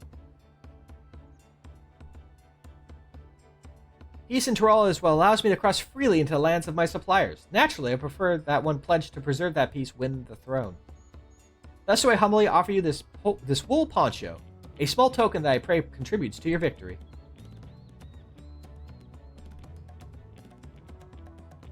Oh, that's fine craftsmanship. A garment like that would easily fetch 5 pel, in the hundreds column.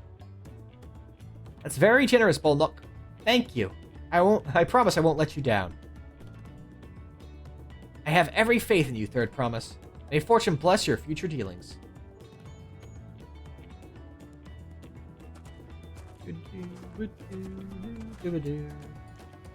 I can't believe you quintupled your investment with your first deal. We're off to a spectacular start. Only because Kaganji remembered our weaver friend. All I did was hand over the wool. That's not true. The connections you build with people are vital. This is one of the most fundamental precepts of trading. One that you've instinctively mastered. You think so? I know so. Now let's take our 500 pel poncho and trade for something even more valuable. Here, Kaganji, you take the poncho. If I lost it somehow, Aaronville would never let me hear the end of it. Poncho! All set. Our next deal is waiting to be found.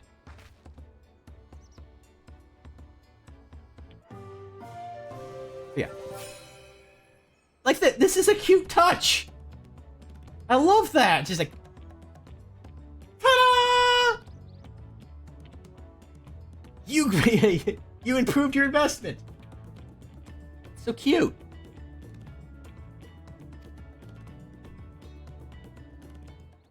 So endearing, I love it.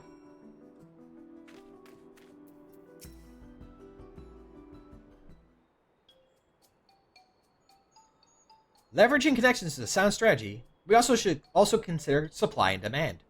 An individual in urgent need of a good poncho will offer more than a merchant simply looking to stock his shelves. That makes sense. But how do we know if someone needs a poncho? They aren't wearing one?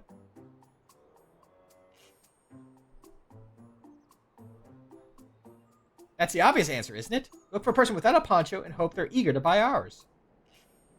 Yes, there you go. We find the demand for our supply. So where should we begin our search for prospective buyers? There are any number of places, but we could do worse than starting right here at the inn. There might be interested travelers.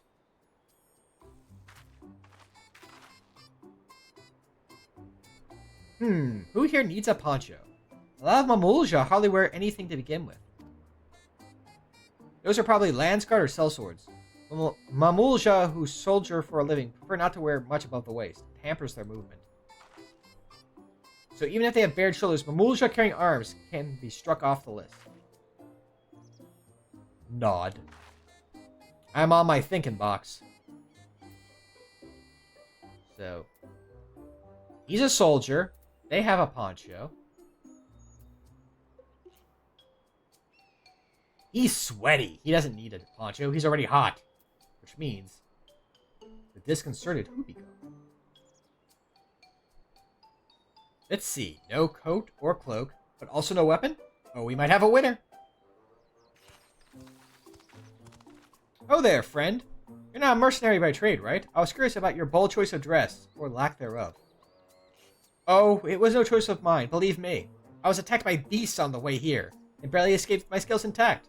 My coat was not so lucky. Her name was Sharon. I'm actually a toolmaker from Tulyolal. Was dressed quite smartly. All the better to show the Pelu I'm a man who takes pride in his appearance, and therefore his work as well. But now look at me. Well, sir, this is your lucky day.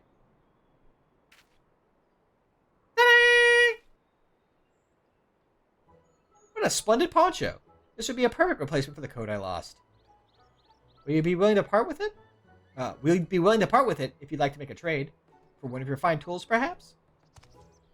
What about this hatchet? I crafted it myself and will vouch for its quality. Axe! The blade looks sharp, the haft well made. I'd value it at 1 pel in the thousands column. Oh ho, from 500 to 1,000, we have a deal. Wonderful. A fine garment such as this should put me on even footing with any Pelu merchant. Like the epitomous owner of Miplu's Mate Gardens, for one. Her field hands use hatchets to harvest the mate. And I thought to impress her with the tool I sold you.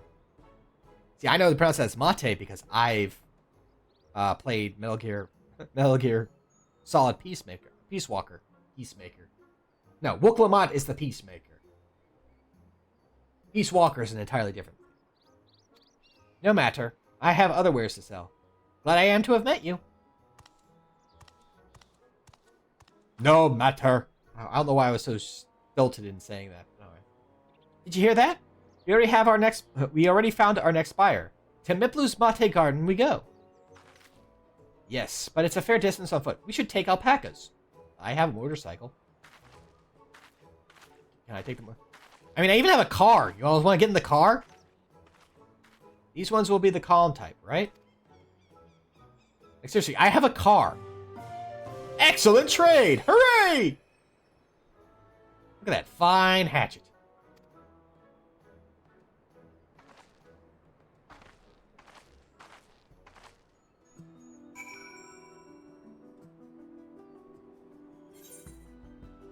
Like, seriously, I'm not kidding.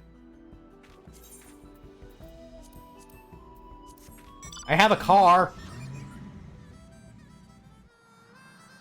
And it fits 4. Go ride in the car. Car not your liking. How about a giant whale?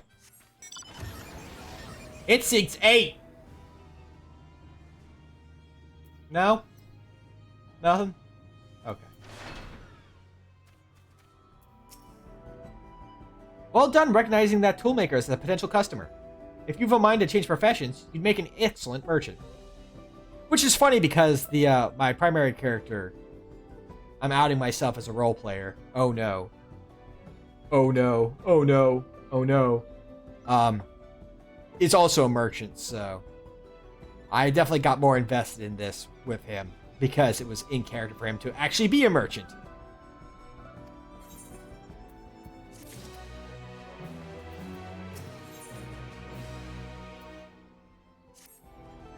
Before we get moving, you should be the one to hold this.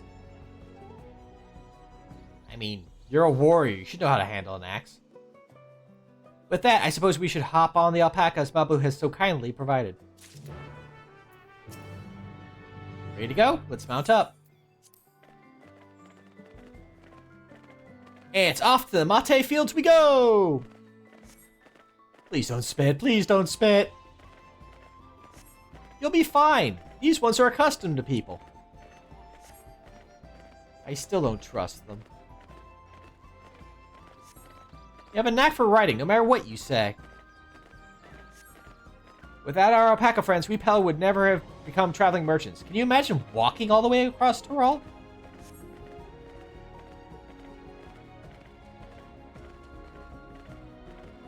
I swear, that mountain is too tall to be real.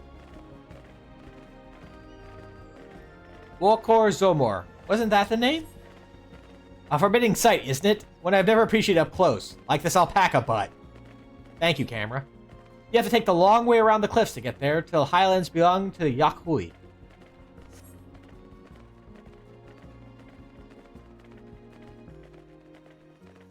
So, Mablu, you said you were learning about the peddler profession. You don't care for ranch work? No, I love it. I love working with alpacas. But becoming a peddler has always been a dream of mine. I'm not sure I have the talent for it. If I can help you buy the taming cell, though, then it'd be proof that I can do this after all. In that case, you best get ready to be a merchant. Look, we're almost there.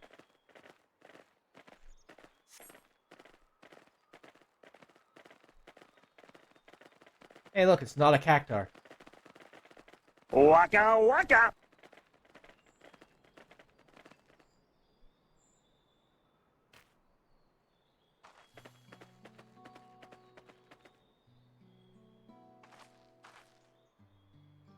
We made it, and without a single smelly incident. I sent the alpacas back to the Kuvlos Inn, so we'll walk along the main road when we return to the village. Speaking of roads to travel, you were adopted by a Dawn servant, weren't you, Third Promise? That I was. Then perhaps you understand. I was an orphan too, you see. Tobley took me in. He took in all the ranch hands, actually. All of them? Sorry. I can't do a good Piccolo impersonation for the, the big green dub. Yes, and everyone works hard at their chores, grateful for the opportunity to repay the head ledger's generosity. Yet here I am, the only one wanting to go off and be a merchant. Trying out that new merchant job that Hamlin wrote up. I'm sorry. I don't know why I'm telling you this and bringing up that whole theory craft again. We need to keep trading things for your saddle if you're to prepare for the feat of gold. As it's mate harvesting season, they can't have too many quality hatchets. Add to that Woklamat's way with people, and we should have no trouble making a favorable deal. That's Miplu herself over there. Pass the hatchet to the Third Promise, and let's get to bargaining.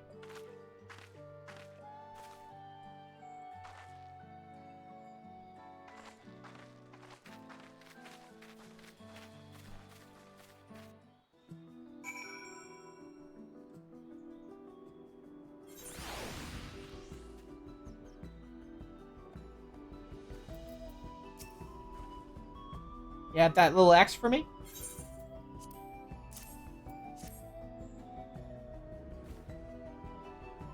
Thanks.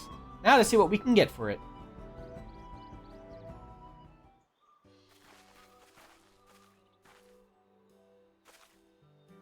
You're Miplu, the owner of these fields? I have a mind to trade if you're interested. Well, the Third Promise. I might be convinced to entertain a proposal.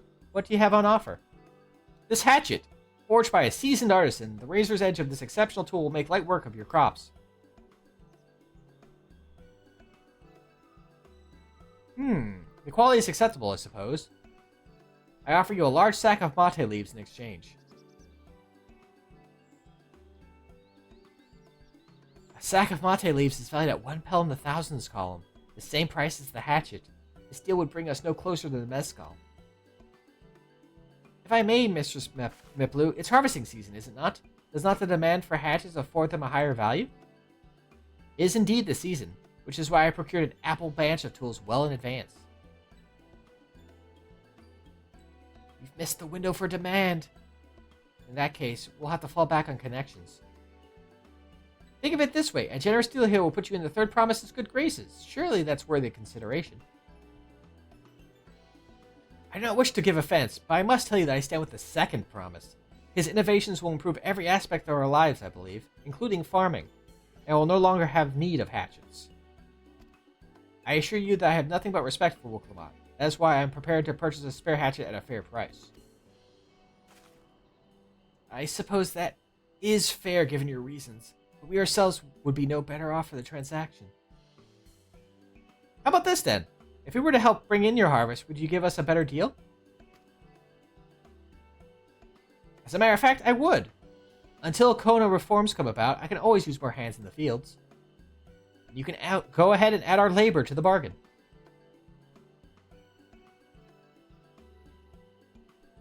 Adding value to tip the scales. How could I have forgotten one of the most basic rules of trading? You can rest here if you like, Mapalu. Ryoji and I have mate together. Oh no, I'm helping too. Off to the fields then, and mind you pick the healthy leaves. I'll take 5 good bundles from each of you.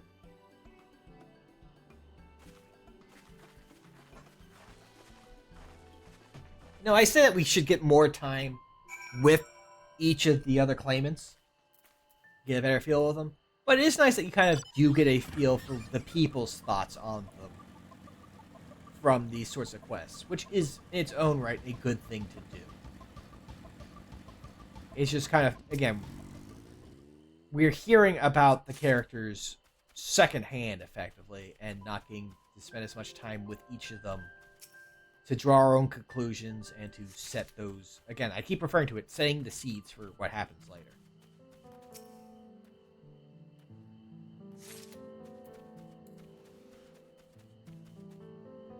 So I feel like, having both couldn't hurt. Also, I see that lookout spot.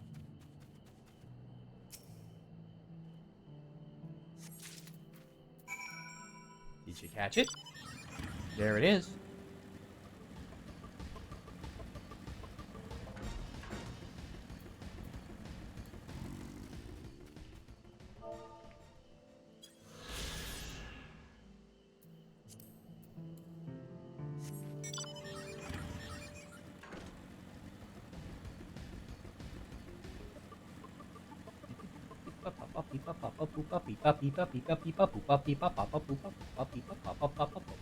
Sorry, this actually is one of my favorite songs from Final Fantasy VII, so I do not mind riding the bike. I'm so glad they used the bike chase music for this. I really feel like they should have more variety for mount music, because it gets a bit samey with a lot of the other mounts. You'll notice that all the ones I have here all have their own unique themes.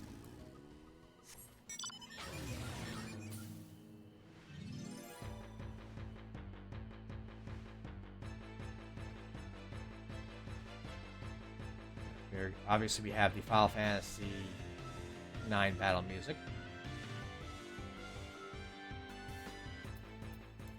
The whale I showed off earlier. As, the lunar whale music. As it should. And even the little chariot has its own theme.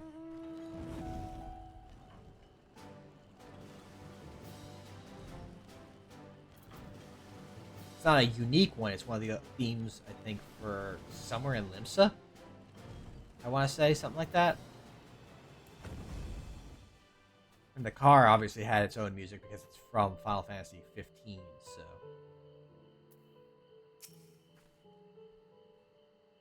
But you have a lot of mounts that have just, the one of, 2 default riding themes. It's a shame when some of them, you feel like it should have its own unique theme, but it doesn't.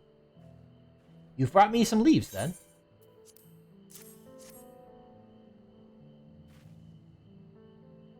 An acceptable harvest.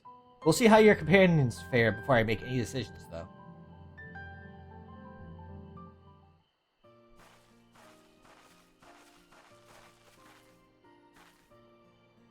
Here, we brought our share as well. Ta-da! Ta-da! Thank you, Third Promise. This is more than enough to hold up your end of the bargain. Now it's time to honor mine. After adding the value of your labor to the price of the hatchet, I am prepared to offer you a full sack of our highest grade mate leaves. Premium mate. Bought at the shop. 1 sack of those leaves would cost no less than 5 pel in the thousands column. And we can bid farewell to this hatchet. Goodbye, Gordon. I don't know why we're naming all the trade items, but I just started it and I just can't stop now. I'll give it a good home. Talk of the contest aside, I'm glad we come to a mutually agreeable trade. As am I. All the best with the rest of your harvest.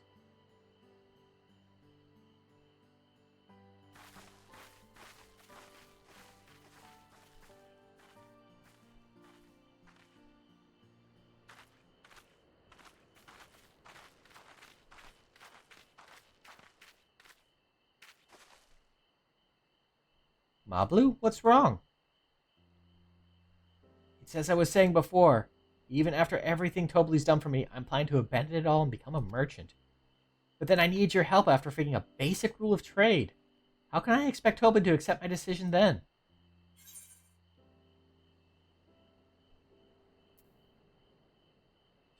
You given up already? Mistakes happen. You just need to learn from them. I can't! After getting a taste of real trading, I want to be a merchant more than ever. You'll just have to be honest. I seek to follow my father's footsteps, but not because he expects it of me. I want to preserve Tural's peace, and becoming Dawn's servant happens the best way to do it. You should live a life of your own choosing. I wouldn't be surprised if Tobli held the same opinion, so talk to him. You're right. It's better to find out for sure than worry over what he might say. Thank you for the advice. Anxiety is a hell of a thing. And, thinking the worst of what could happen. But first we have a settle to buy. I want that success under my belt so I can be sure of my decision. What's next then? We try to trade our tea leaves for something halfway to 10,000 pel? No, I think we're close enough now. I say we go straight for the premium mezcal. Bargain our way into double the value, eh? Think you can do it? Trust me, I will make this trade work. I admire you, Third Promise. That you're holding your own against such strong competition for the throne is inspiring. Am I really holding my own against Kona and Zoralja?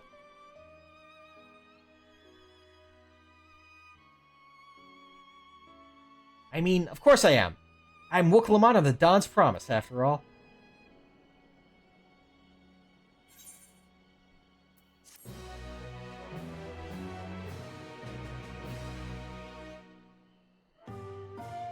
Look at that excellent trade!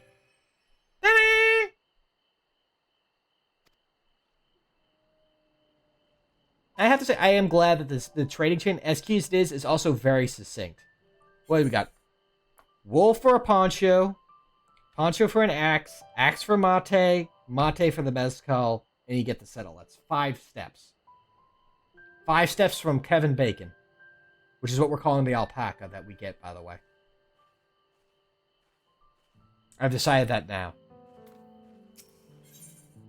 Since we're naming everything we're trading for, we might as well name the thing at the end, too.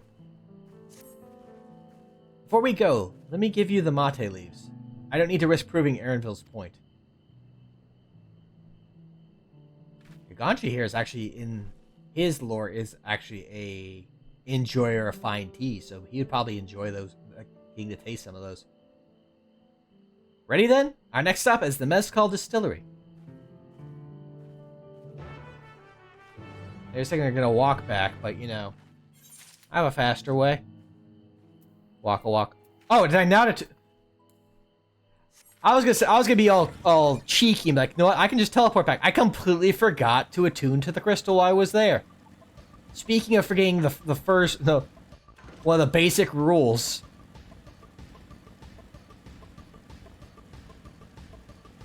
Guys are probably watching the VOD and watching me leave the town without ever attuning to the crystal. Like, no, wait, go back! Go back!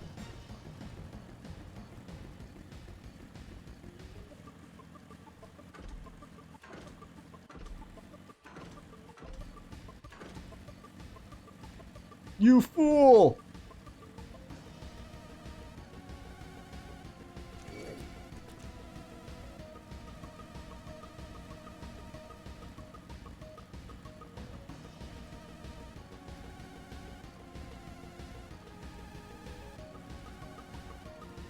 Welcome to the family ranch. Before I forget again, let's go in a tune first. Like, I did all that other stuff. I got the alpaca ride, and I went and made sure I could access, do the gems, but I am forgetting to do the basic step. Fortunately, again, motorcycle made it a bit faster than it would have been otherwise.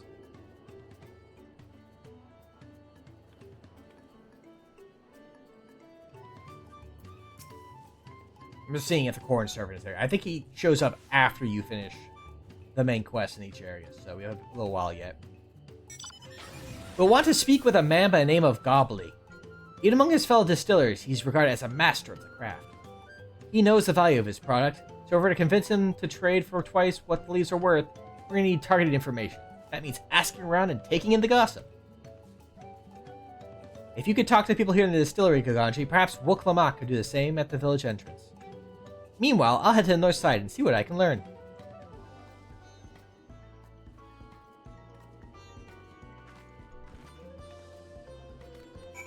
Hey, Babija! Me? I'm a chef from Tuliolal. I often come here to buy Gobbli's Mezcal, the finest in Tyrol according to my customers. He always brings out a jug during our dealings. I can't handle the stuff too well myself. I take small sips, not wanting to be impolite, you understand, but still end up so addled as to agree to whatever price he quotes me. It'd be nice to have less, potent refreshments during such conversations. Else I might have to seriously consider our arrangement. Like some mate tea, perhaps?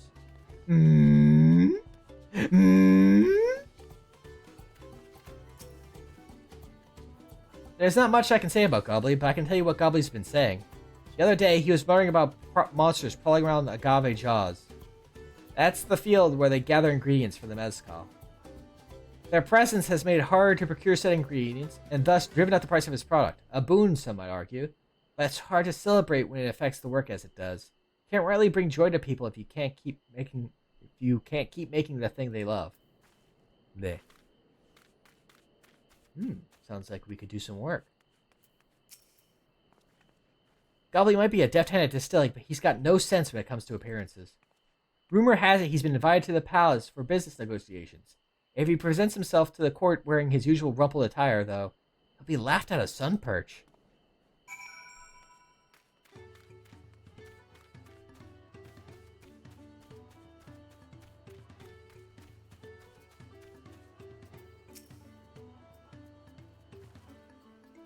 So, what did you find out? 3 things! Oh, we can make use of all those tidbits. The deal is as good as sealed. As for me, I found out where Gobbly is working. There's a millstone at the top of the slope behind the distillery. You go on ahead and I'll bring Wuklamat. My juicy tidbit is, where is he?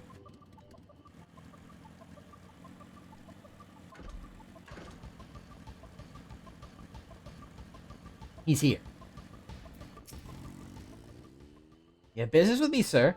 Why don't we talk down below so as not to distract the alpaca from his work? Look at him go.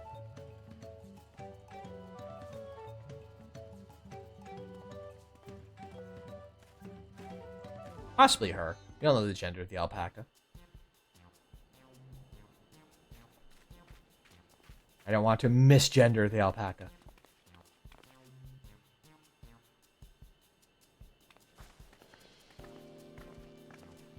Gets spat on.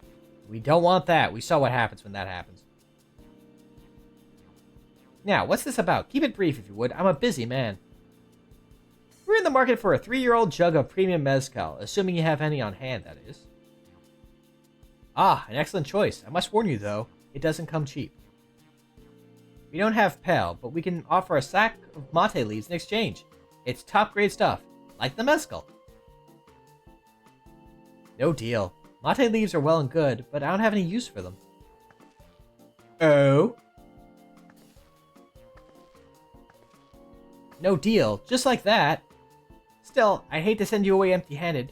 Why don't we sit and have a chat a while over a cup of mezcal? Now the real bargaining begins. Which of our cards do you want to play first? I wonder.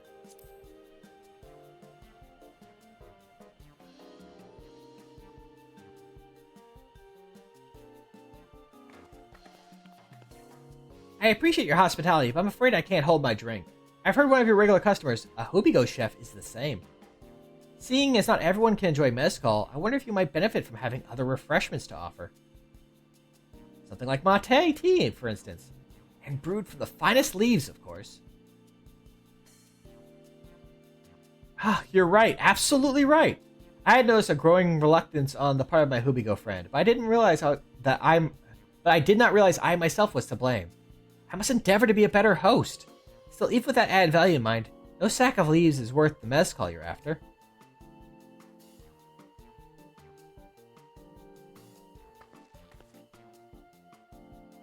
Should we offer to call the monsters causing them trouble? Not yet.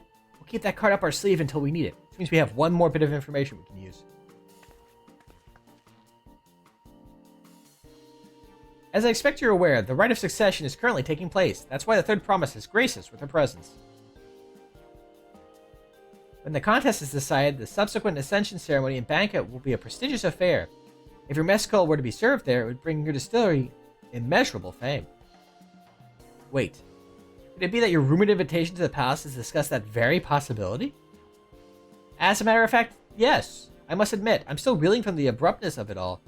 It'd be a great honor and opportunity, if I can secure the deal.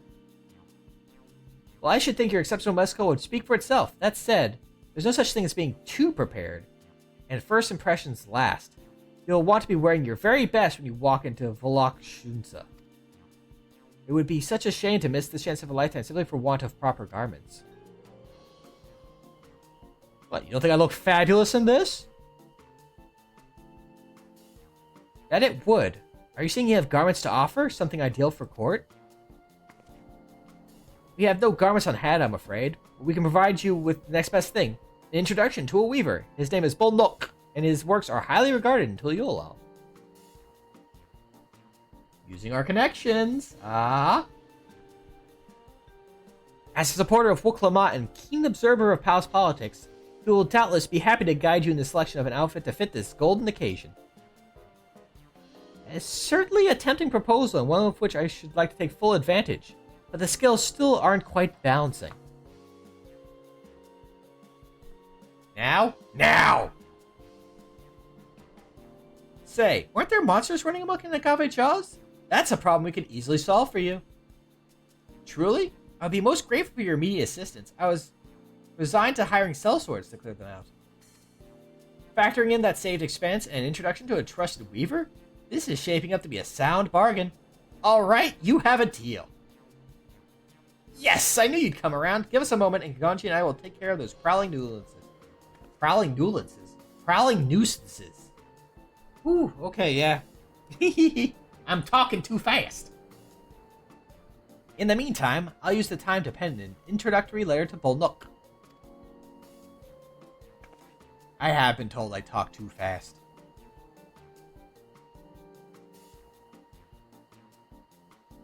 Probably is what makes the captioner kind of struggle to keep up with me.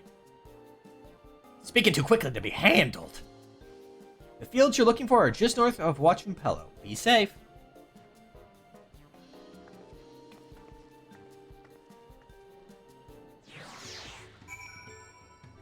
Time to go laser some wolves. I think they were wolves, right?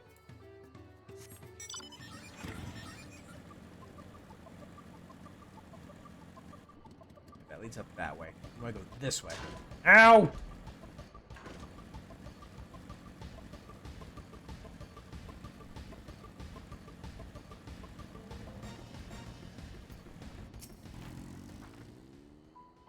That should be Agave Jaws, just over there. This will go faster if we split up. Come and find me once you finish clearing your share of the pests. Like wolves or are they moles? Or is it both? I don't even remember anymore. I feel like wolves are some of them, at the very least.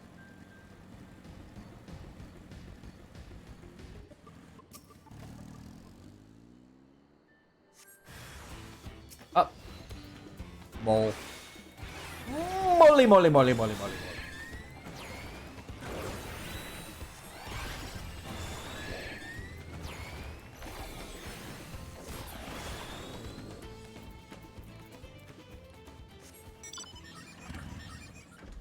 Got stuck on the cabbages!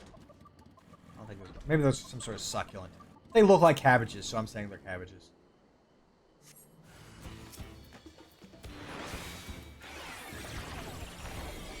Are they all moles? I could have swore that at least one was wolves.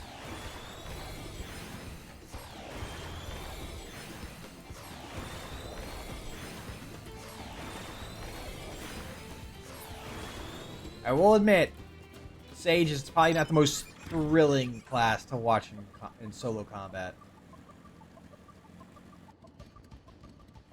There's another destination. I think there's another, like, oh, yeah. Okay, so here are some wolves. Not exactly what I'm looking for, but... Leave me alone, I just want to save the current. Thank you. I knew there was something up here. I thought it was a lookout, but it's actually one of the aether currents.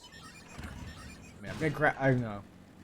I can and will grab them all that I can off screen. But since that one's right there, might as well grab it.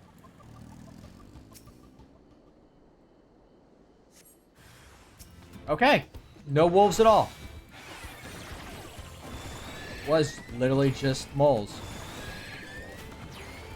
My mistake.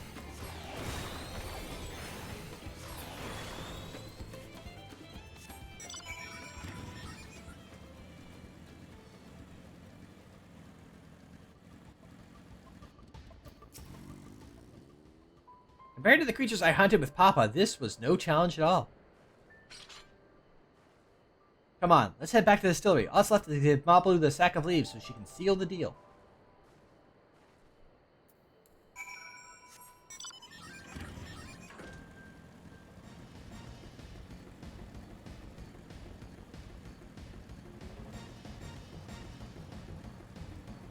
Yeah, those are definitely not cabbages. Mountain cabbage. Mabbages, we call them.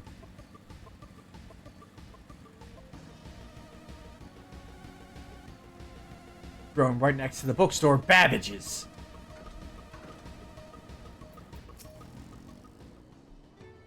Those monsters were no trouble for you, it seems. Now, if I could have the sack of leaves. Leaves. Thank you for looking after our precious trading goods. I'm surprised we didn't leave those with you while we were going and punching out the moles. That seems safer. Whatever. Your monster problem has been resolved, Master Gobbly. Here are the mate leaves and a written introduction to Bolno, as agreed.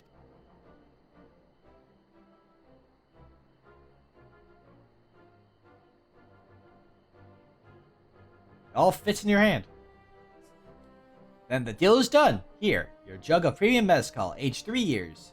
Please accept it with my compliments.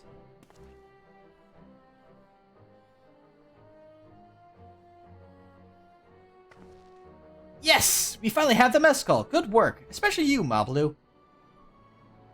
You were the one who inspired me to come this far, Third Promise. But let's not celebrate until we have the saddle in hand. Palupalu, is it? You drive a hard bargain, young peddler. I look forward to doing business with you in the future. Aw. Thank you, but truth be told, I'm just a ranch hand. For now. Should I ever become a proper merchant, though, I'll be back to strike more deals with you. Yay, Palupalu!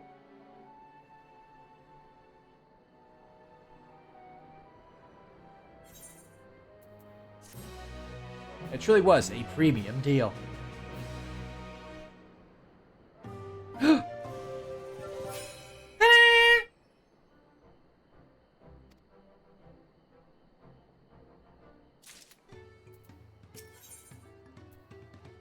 Wooklamat in the saddle.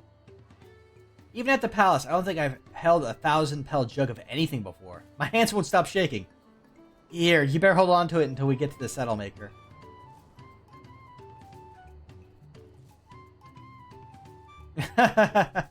Could you imagine if he dropped it and had to start all over again? I don't think any of us would be laughing. Luckily, Havley's place is not far. We just need to head across the plaza.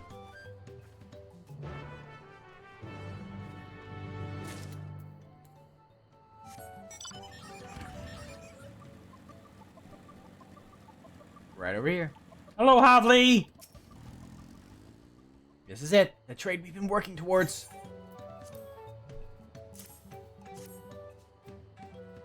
It's worth 10 pale. In the thousands column. Phew, still in one piece. Right, time to make our deal. I kept it in, the saddlebag of my motorcycle. It was fine. A little shaken up, at least. Otherwise, fine. Get your tools ready, saddler. We've brought your precious mezcal. Ta-da! Wait, you actually got your hands on a jug? But you had nothing. A few measly clumps of wool. What we had was an aspiring trader with a gift for a negotiation. Aw. Good bean, Wooklamat.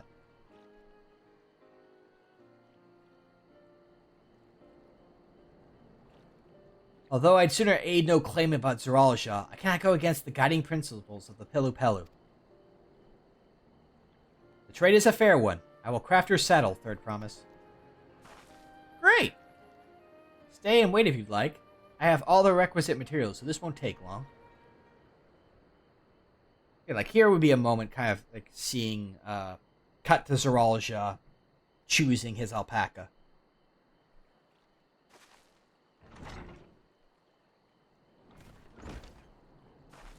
I think that, again, would have been a good point to slip it in, if anywhere.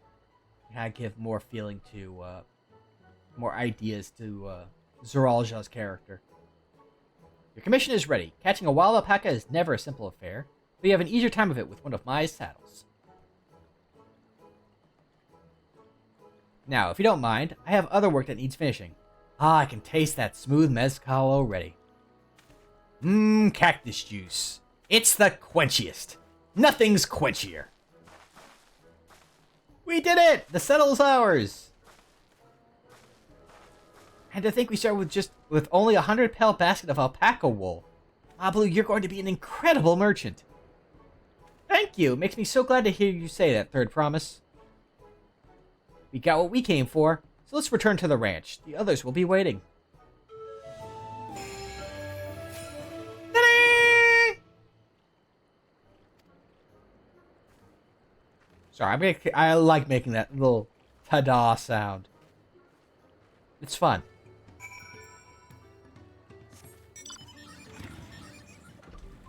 It's a good time being had. Yeah, then we'd see the alpaca. We wouldn't see the alpaca he actually caught. Just that he would, show that he had made his decision, what he based it on, and going in to obtain it, but not show it. That would lead into the reveal here. So I think it's when it get revealed. You've acquired the saddle then? Yes, and thanks in no small part to Palupalu. Before you rush off to catch an alpaca, though, let me teach you how to saddle one. I'll bring out one of our wild-born friends so you can practice. She's a good girl. I was gonna say good kid, but the Palupalu are all kind of, small like the Lalafels, so I'm not sure how old she is. I know, this is something I need to learn.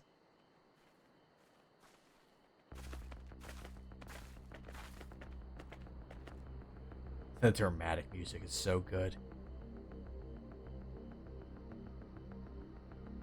Alpaca.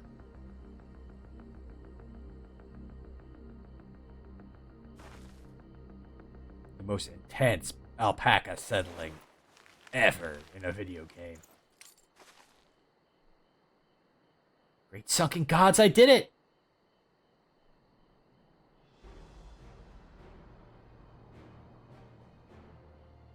He hardly seemed bothered, much less inclined to spit, as if he was completely accepting of Wooklamat's touch. That is because of the singular scent with which the saddle has been coated. Alpacas find it very soothing.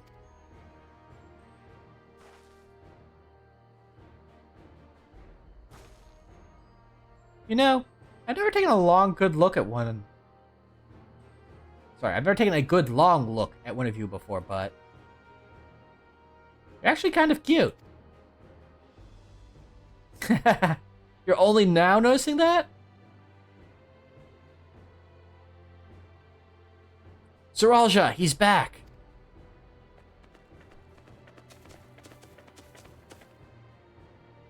Having done exactly what he set out to do. An alpaca he brought. Is it just me or is it glowing? I've heard tales of such a beast. They say the golden alpaca lives a solitary existence deep in the valley, where it shuns the company of both man and its own kind. Yeah, so like the idea of like, I feel like, again, this is delving into stuff that comes into later, is just the pressure of being the resilient son and all the weight that he feels put upon him and his need to succeed. Having him imply that he actively went and looked for the best alpaca. And showing us him making that decision. Because he needs to pick the best. Would have, helped imply some things about him for later. Just add some more to that, that build up.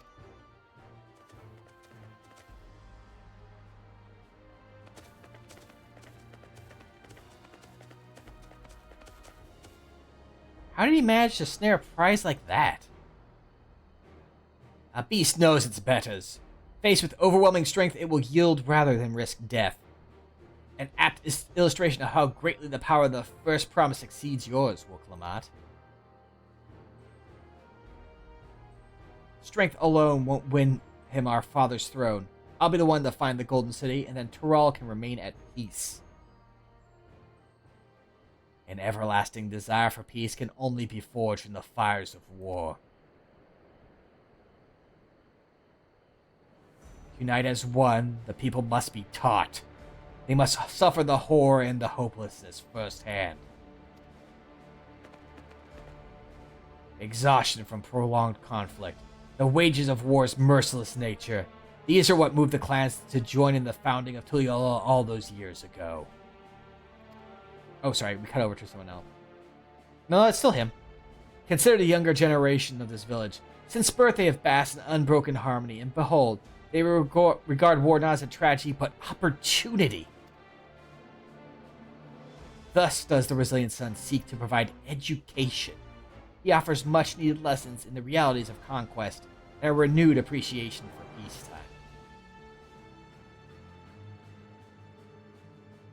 It is true that war's misery breeds a longing for peace. But I have seen with my own eyes what becomes of an empire forged through the violence you propose. The rebellions it spawned, and the ruin it leaves behind. The ruins that it left behind. The Garlean Empire was a congregation of simpletons.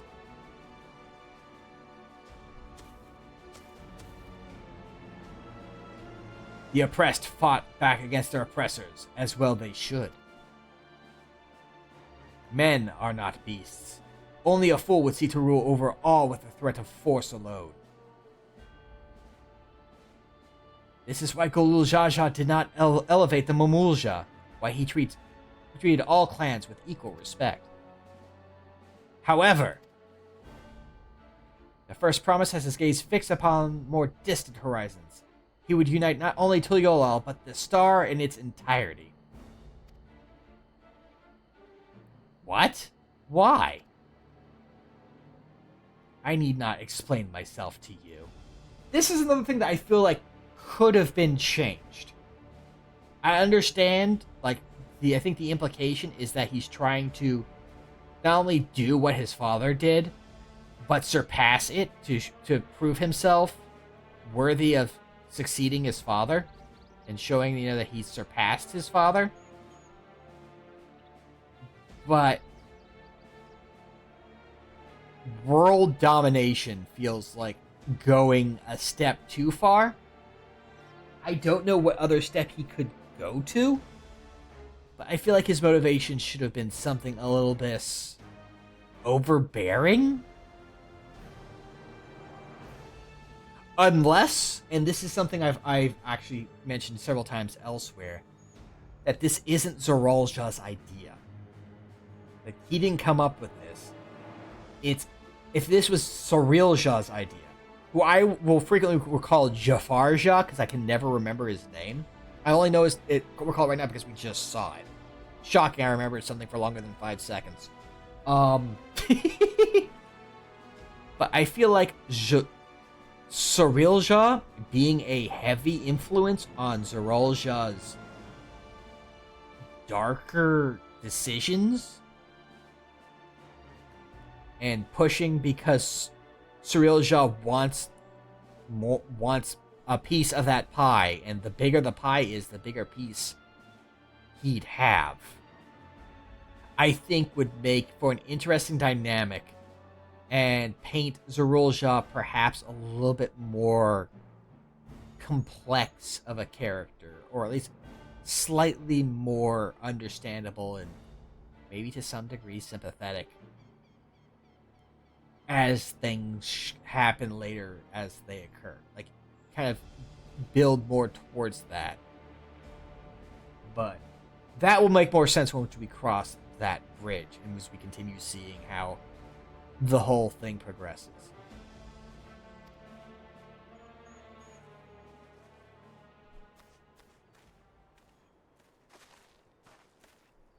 Oh, well done indeed. The first promise has completed the feat of gold with an appropriately golden flourish. May I present to you your much-deserved keystone? Ah, cherry. The cherry starburst. Delicious. I love cherry. He's always been like that, never sharing his innermost thoughts with me or even Kona. Again, why I feel like what would help build him up is cutting away to where it's just him and getting to see into his thoughts. Like, just as an aside, that we, the player, can learn about this stuff and see where he's coming from, even if the characters themselves don't know it. Even though we technically could easily, through the Echo, if we wanted to have, your Warrior of Light peer into it, but I feel like that would break the pacing. So just having, a meanwhile, like they're so fond of doing, here and there during this quest chain would have been good. It's like we're not even family.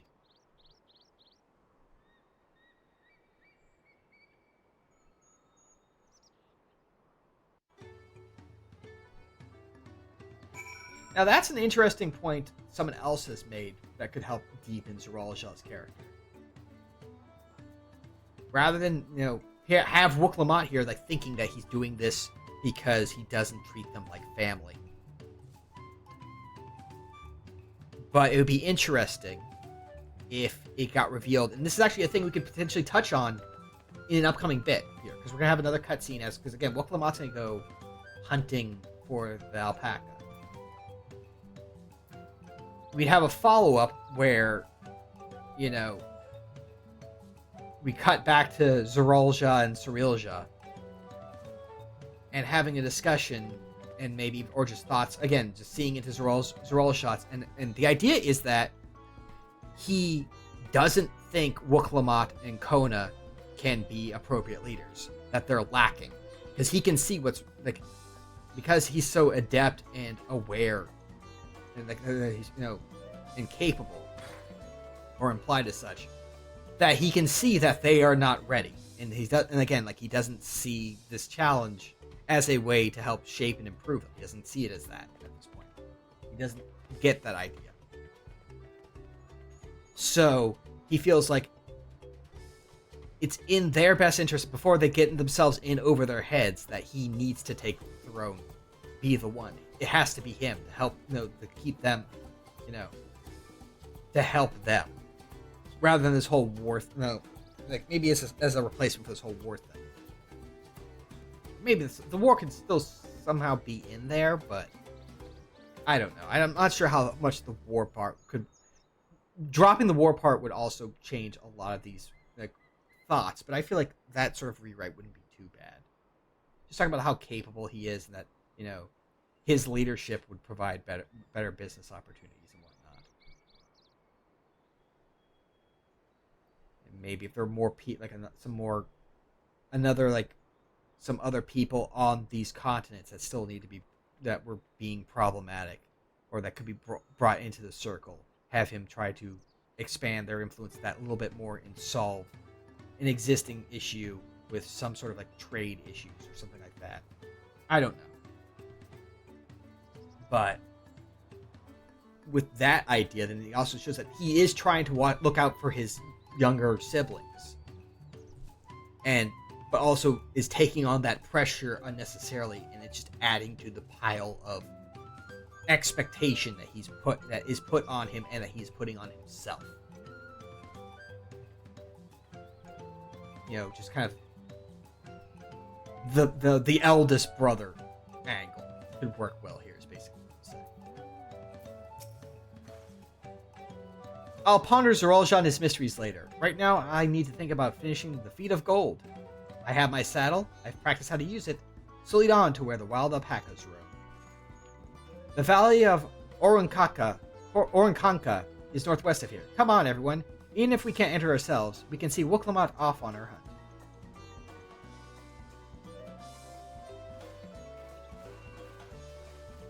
Might go a little bit over, but I think this will let us wrap this up, and then I think this will give us access to another corn servant quest, which we can save to start off next time.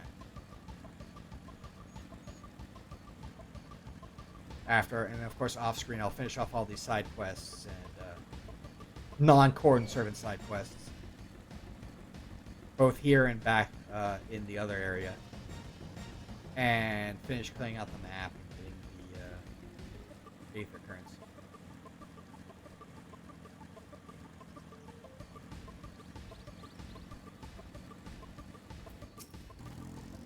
I can do this. I know I can.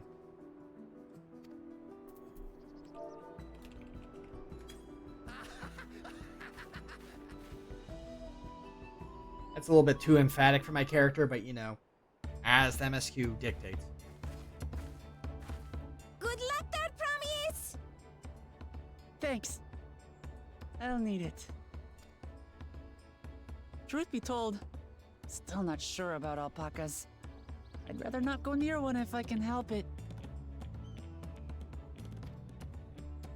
But if I'm to rule this nation, then I'll need to learn how to live with them. Tural is their home too.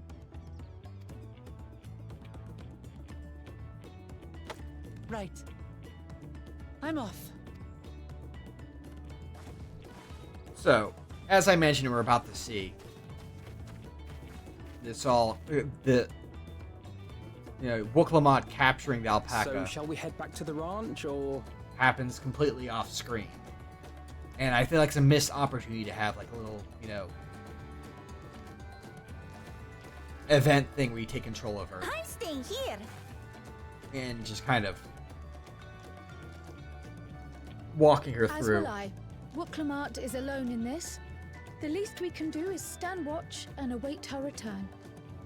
Get to play as her and kind of walk her through catching the alpaca firsthand. So we the player are still doing it, but instead of doing it as the Warrior of Light, we're doing it as Wooklamat.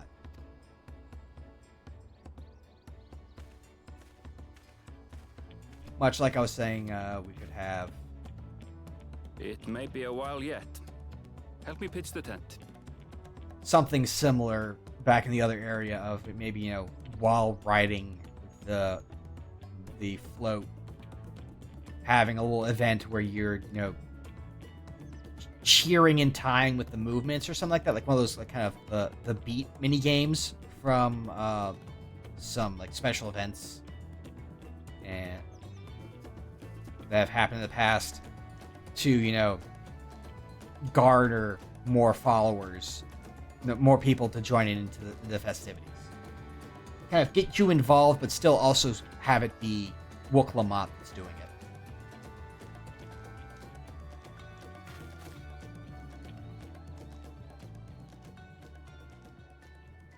I feel like that would have made these add that extra little bit of flair that would make these challenges a bit more engaging. Trust a gleaner to come prepared for anything. What's a gleaner? A miserable pile of secrets. Someone whose job it is to travel the world and procure uncommon things for their employers. Erenville specializes in finding animals, I believe. Fun fact, some people are thinking that Erenville may become a Beastmaster, considering his penchant with animals.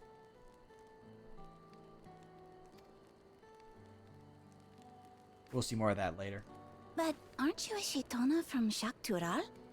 Why did you cross the salt?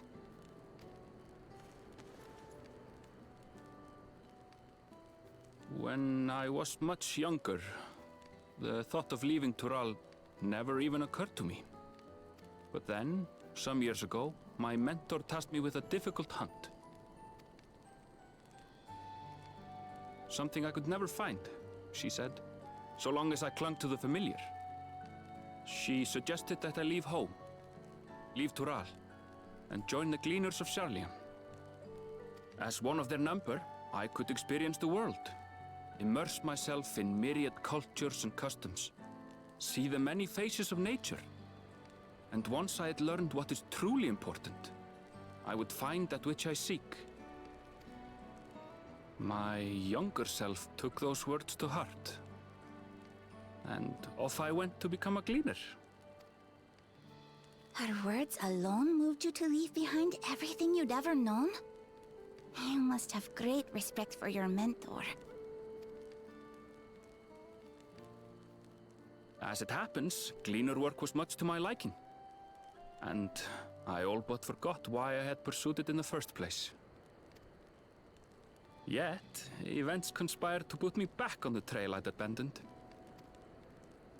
Wait, are you saying you were tasked with finding the City of Gold? I was. And though my hunt is now entangled with the right of succession, I mean to see it through. Well then, I understand completely. We all have our reasons for seeking the Golden City. Which is all the more reason for us to work together. Just so.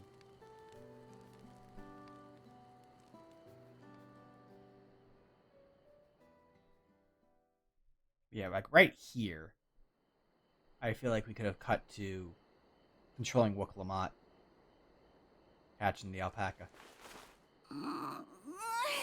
She should have been back by now. What if something's happened to her? We need to tell Tobli and arrange a search party. Wait. Do you hear that?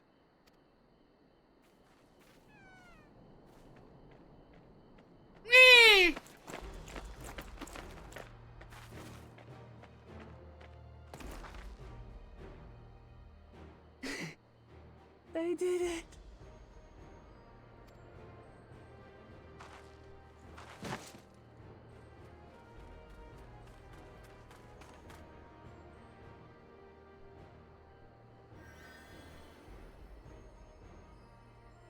You're utterly spent, and small wonder.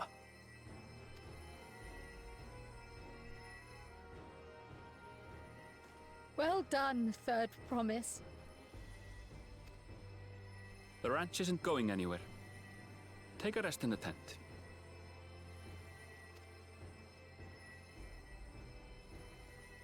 I think I will. Thank you all for believing in me.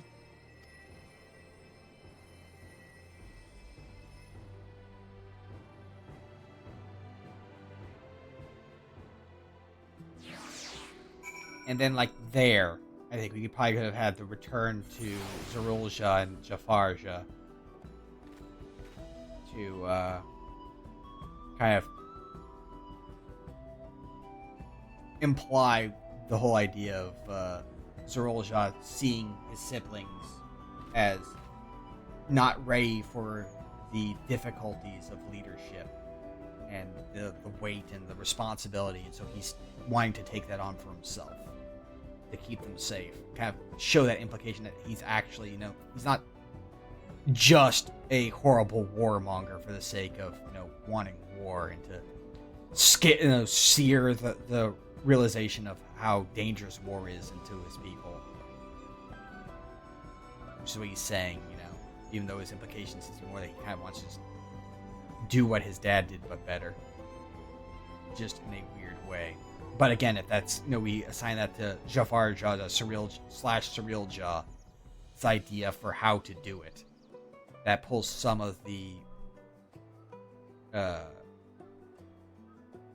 evil conniving off of his shoulders and puts him a little bit closer in line with his siblings and his father.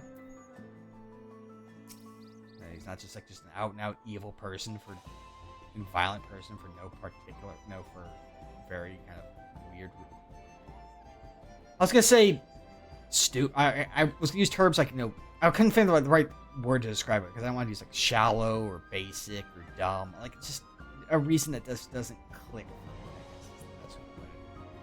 Anyway, I'm so relieved the third promise came back to us safely, and the alpaca she tamed is a healthy-looking beast. Surely this will be enough to satisfy the feet of gold.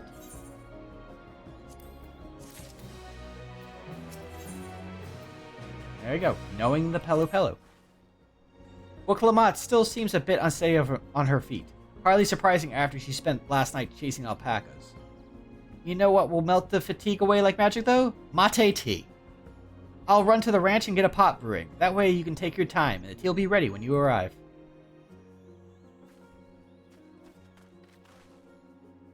As Mablu so wisely suggested, we shall set a slower pace for our exhausted third promise.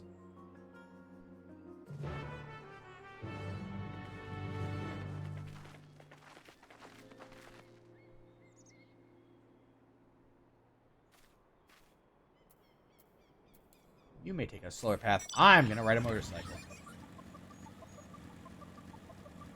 I was debating whether I wanted to just teleport back and drive out and then back again, but this is fine. We're already running a little bit over anyway, an extra minute or two just to drive back and enjoy the scenery and good light. I feel like it should be fine. Like, there you go. There's a good look at that mountain. With some good weather. Look at that. Isn't that pretty?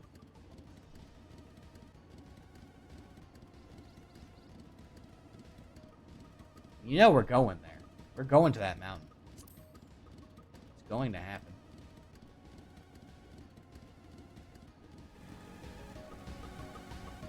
Also, the gold alpaca is just still here. It's just permanently part of the herd now.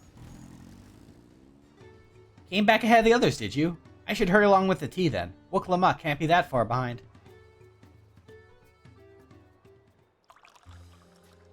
Or, if they wanted to split up some of the cutscenes, they could have had it here as well.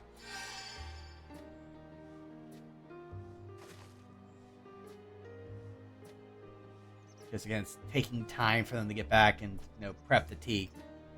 That also would have been a good place to kind of cut to Zerulja. Ooh, that tea really is magical. I feel better already. I feel like my MP is restored. I see you've become more comfortable around our fuzzy friends. Watching this one taught me a lot about alpacas. What grasses and fruits they eat. What sounds they react to. Their adorable little quirks. I guess I've grown kind of fond of them. Again, like, seeing that and being to participate in that, I think, as a little kind of event quest would have been nice. I'm not sure how they would handle it, because it's easy to suggest that shit, but how it would happen, I'm not quite so sure, but it could have been fun. Maybe, again, like a stealth mission like the old Thancred one. This is Wuklamat. Welcome back, Third Promise. Accomplished the feat of gold, have you?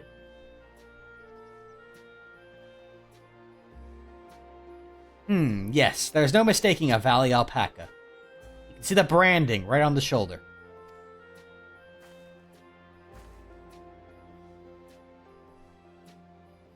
I commend you on your success. Well done. Yes, we did it! I'm gonna get a cherry starburst!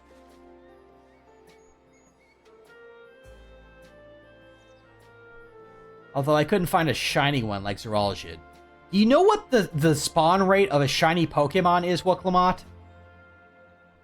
I've played so many Pokemon, and I've only encountered like 3.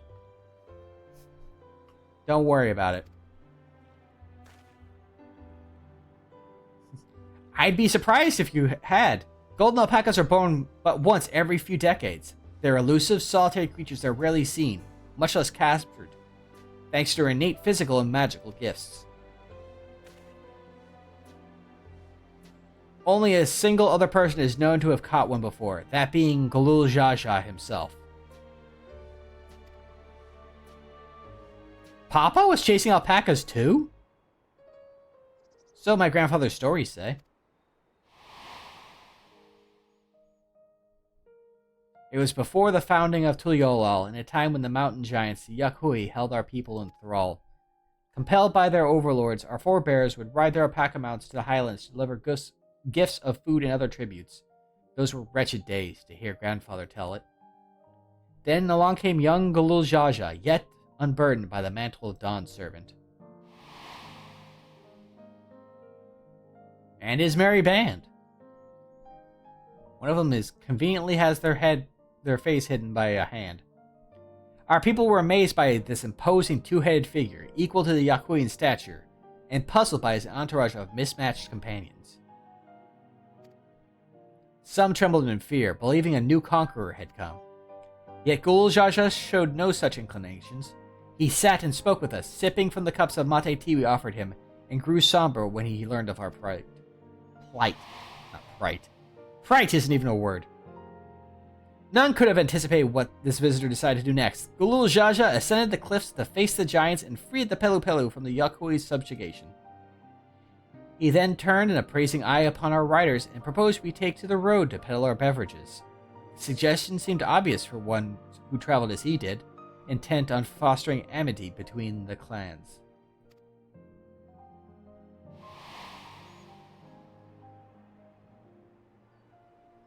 So it was that a few words from Galool Ja Ja transformed us into a clan of itinerant merchants.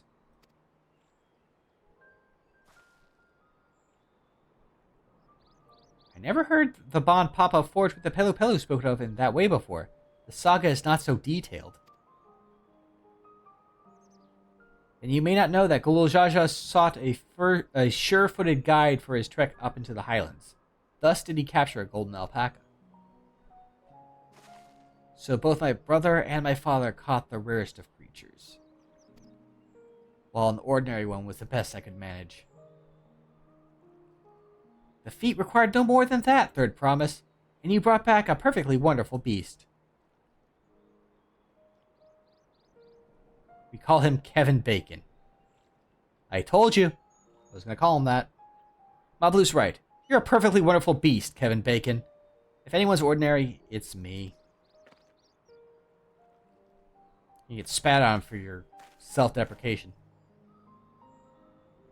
Not only did you accomplish the feat of gold, you also made many trades and brought joy to many people in true Palupalu fashion. I sorely doubt your sibling could have achieved the same result. You should be proud of the accomplishments which have earned you your keystone. Enjoy your cherry starburst. Delicious.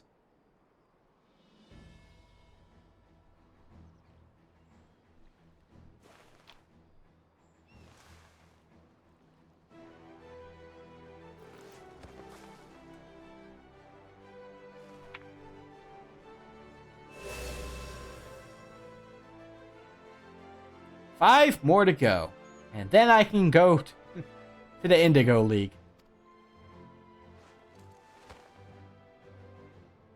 You're well on your way, Third Promise. Careful, though. The third gym has electric Pokemon. Wait, what? We'd have been lost without you, Mablu. Thanks to you, I learned so much about the Palu people, and your customs. I don't know why I thought there was a comma there. I am definitely needing to go to bed soon. It might seem obvious, but I've come to realize the importance of properly knowing something. It was because I didn't understand alpacas that I was uncomfortable around them. I'm thankful to you as well, Wooklamot. You've given me the courage to say what I wasn't sure I could ever say.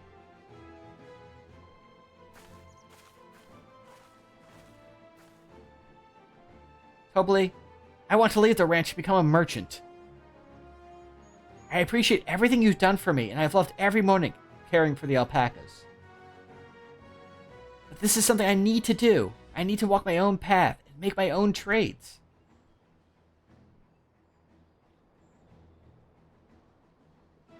As your parent, allow me to say one thing.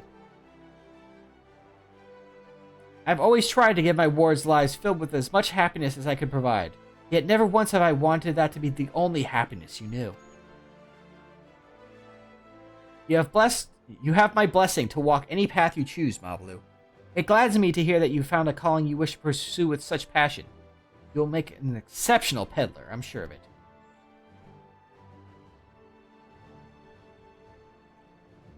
Thank you, Tobli. What did I tell you, Mabalu?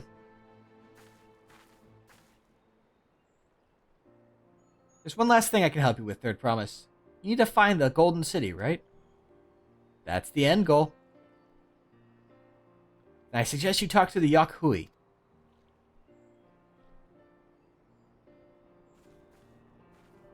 They once ruled over far more than just Urkopacha and the Palupalu. 1,000 years ago, they were the overlords of Yogg-Toral and all its peoples.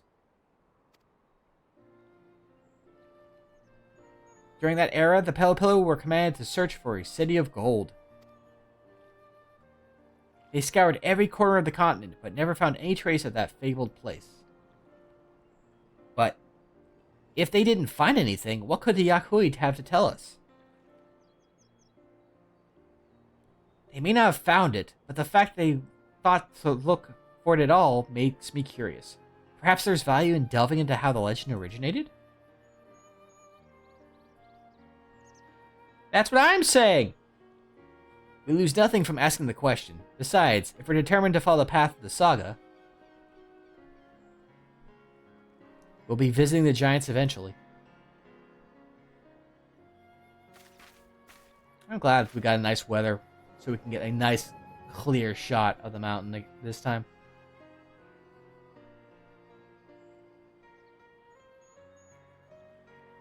Oh, Crow. I have a question I've been meaning to ask, and since we finished with the feet, where did you acquire that earring? An earring? Do you recognize it? Yes. Pieces just like it first became fashionable in Yogg-Toral about 20 years ago. Since then, it's become common to wear one as a charm for safe travel. 20 years ago. Right about the time my grandfather made his jewelry. Yet the Dawn Servant implied the earring was connected to the Golden City in some way. Surely there was more to its significance than simple fashion. If you want to know how it first came to be crafted, I could try to find out. Seeing as it's a regular seller for many merchants, I'm curious to learn about it myself. I don't know why the phrasing there caught me for a second. I would appreciate that very much, thank you. Jumping feet first into the peddler business, hey, Mabalu? You better believe it. As we drip feed a little bit to Kral's story. Right then, that's 2 keystones down. I say we head back to Tuliolol and plan our next move. Sure, after I finish clearing the map, gathering aether currents, doing all the side quests. Farewell for now, and thanks for all your help. I will become Dawn Servant, so make sure you set aside your best med skull for the occasion.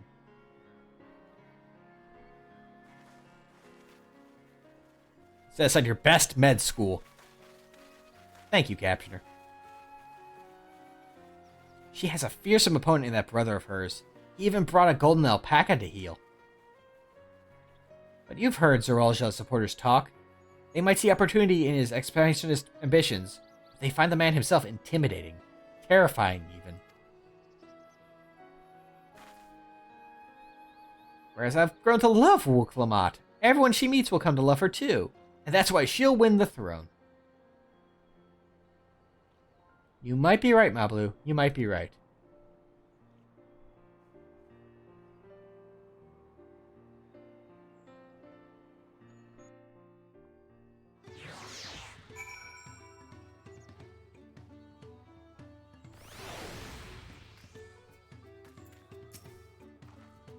It feels good to have the feet of gold safely under our belt, even if my victory pales beside Zorolja and his shiny golden alpaca.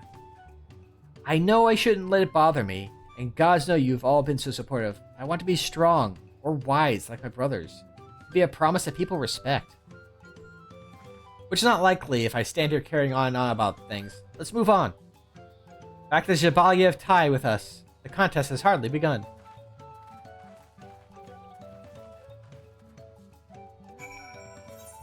That takes us back into there, and here's all of our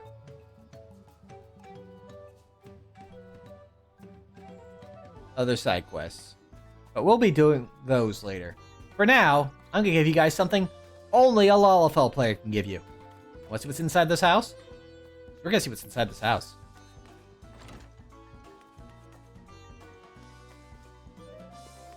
Hello?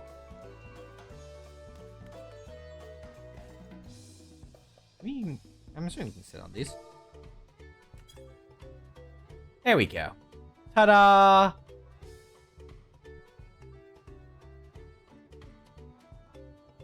It's like the dwarf houses back in Shadowbringers. I'm so glad we got these. More of these.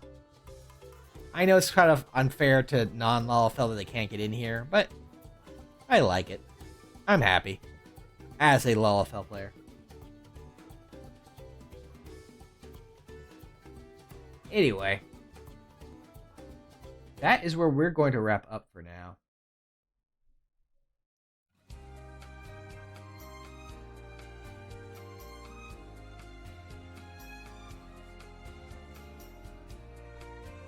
Thank you, everyone who came by and hung out. Thanks once again to Jinpu and Mutt for the raids. Hopefully you all had a good time, whether you came with the raid, you've been hanging out the whole time, came in at some point during, or just check out the VODs after the fact. We're definitely picked up the pace. The first stream, we just kind of got to Tuliolal and kind of wandered around there. In this one, we cleared, the equivalent of a zone.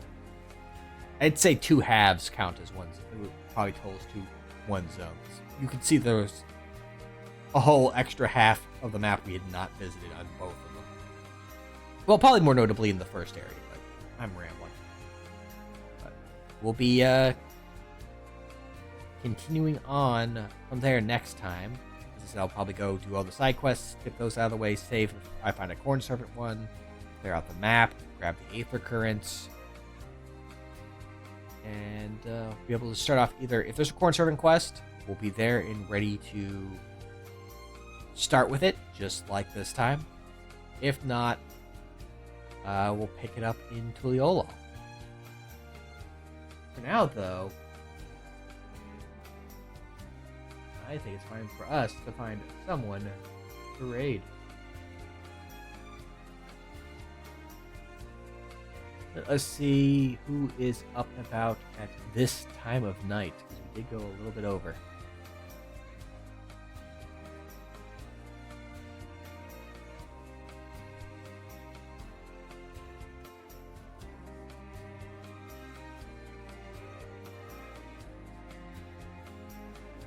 Let's go see where Smite is going on his 100 game damage shuffler. Because, yeah, he's still doing... He did that. I think we went... Right, because I don't think I don't think... Sorry, I'm trying to remember if we raided over to him while he was doing that in any of our, like, actual streams. Yeah, no, because I think we raided over to him. No, actually, I don't think we raided him at all. No. I thought we raided over to him on Sunday, because we had a little secret Sunday stream. because I wanted to play some Mecha Break before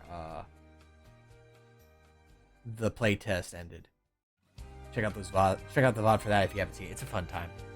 But I thought I either raid over to Skybills again, or I raid over to Smite. I forget which. But in either case, Smite is doing a 120 game damage shuffler. So he has 120 games that he's working his way through, and it just randomizes to another one. One of them, whenever he takes damage, which is wild. Also kind of very Smite, if I'm being perfectly honest. But yeah, currently it looks like he's on Mario Kart. So let's put him up there so you can see that. What's your favorite kit in Mario Kart 8 these days? I've been using the yeah, there's that full list. He's already been at it for 20 hours total since I last peeked in on him starting it, I think, back on sometime on Sunday. So let's go ahead and enjoy this endeavor. I think it's the best term to put for it. This is a quest, if ever I've seen one. And hopefully you guys have a good rest of the week. I'll see you guys Friday, hopefully, for finishing up our third and final Fiesta run for the season. If not that, Saturday for us to hopefully also wrap up a different game, Astalon Tears of the King, Tears of the Earth. Again, I was about to say Tears of the Kingdom again. I keep wanting to say that. We're doing the final character mode to try and get all the secrets unlocked, which is the monster mode, or the gargoyle. So, if any of those catch your fancy, hopefully I'll see you for one of those. In the meantime, you take care of yourselves, be excellent to one another, and let's get this raid rolling, shall we?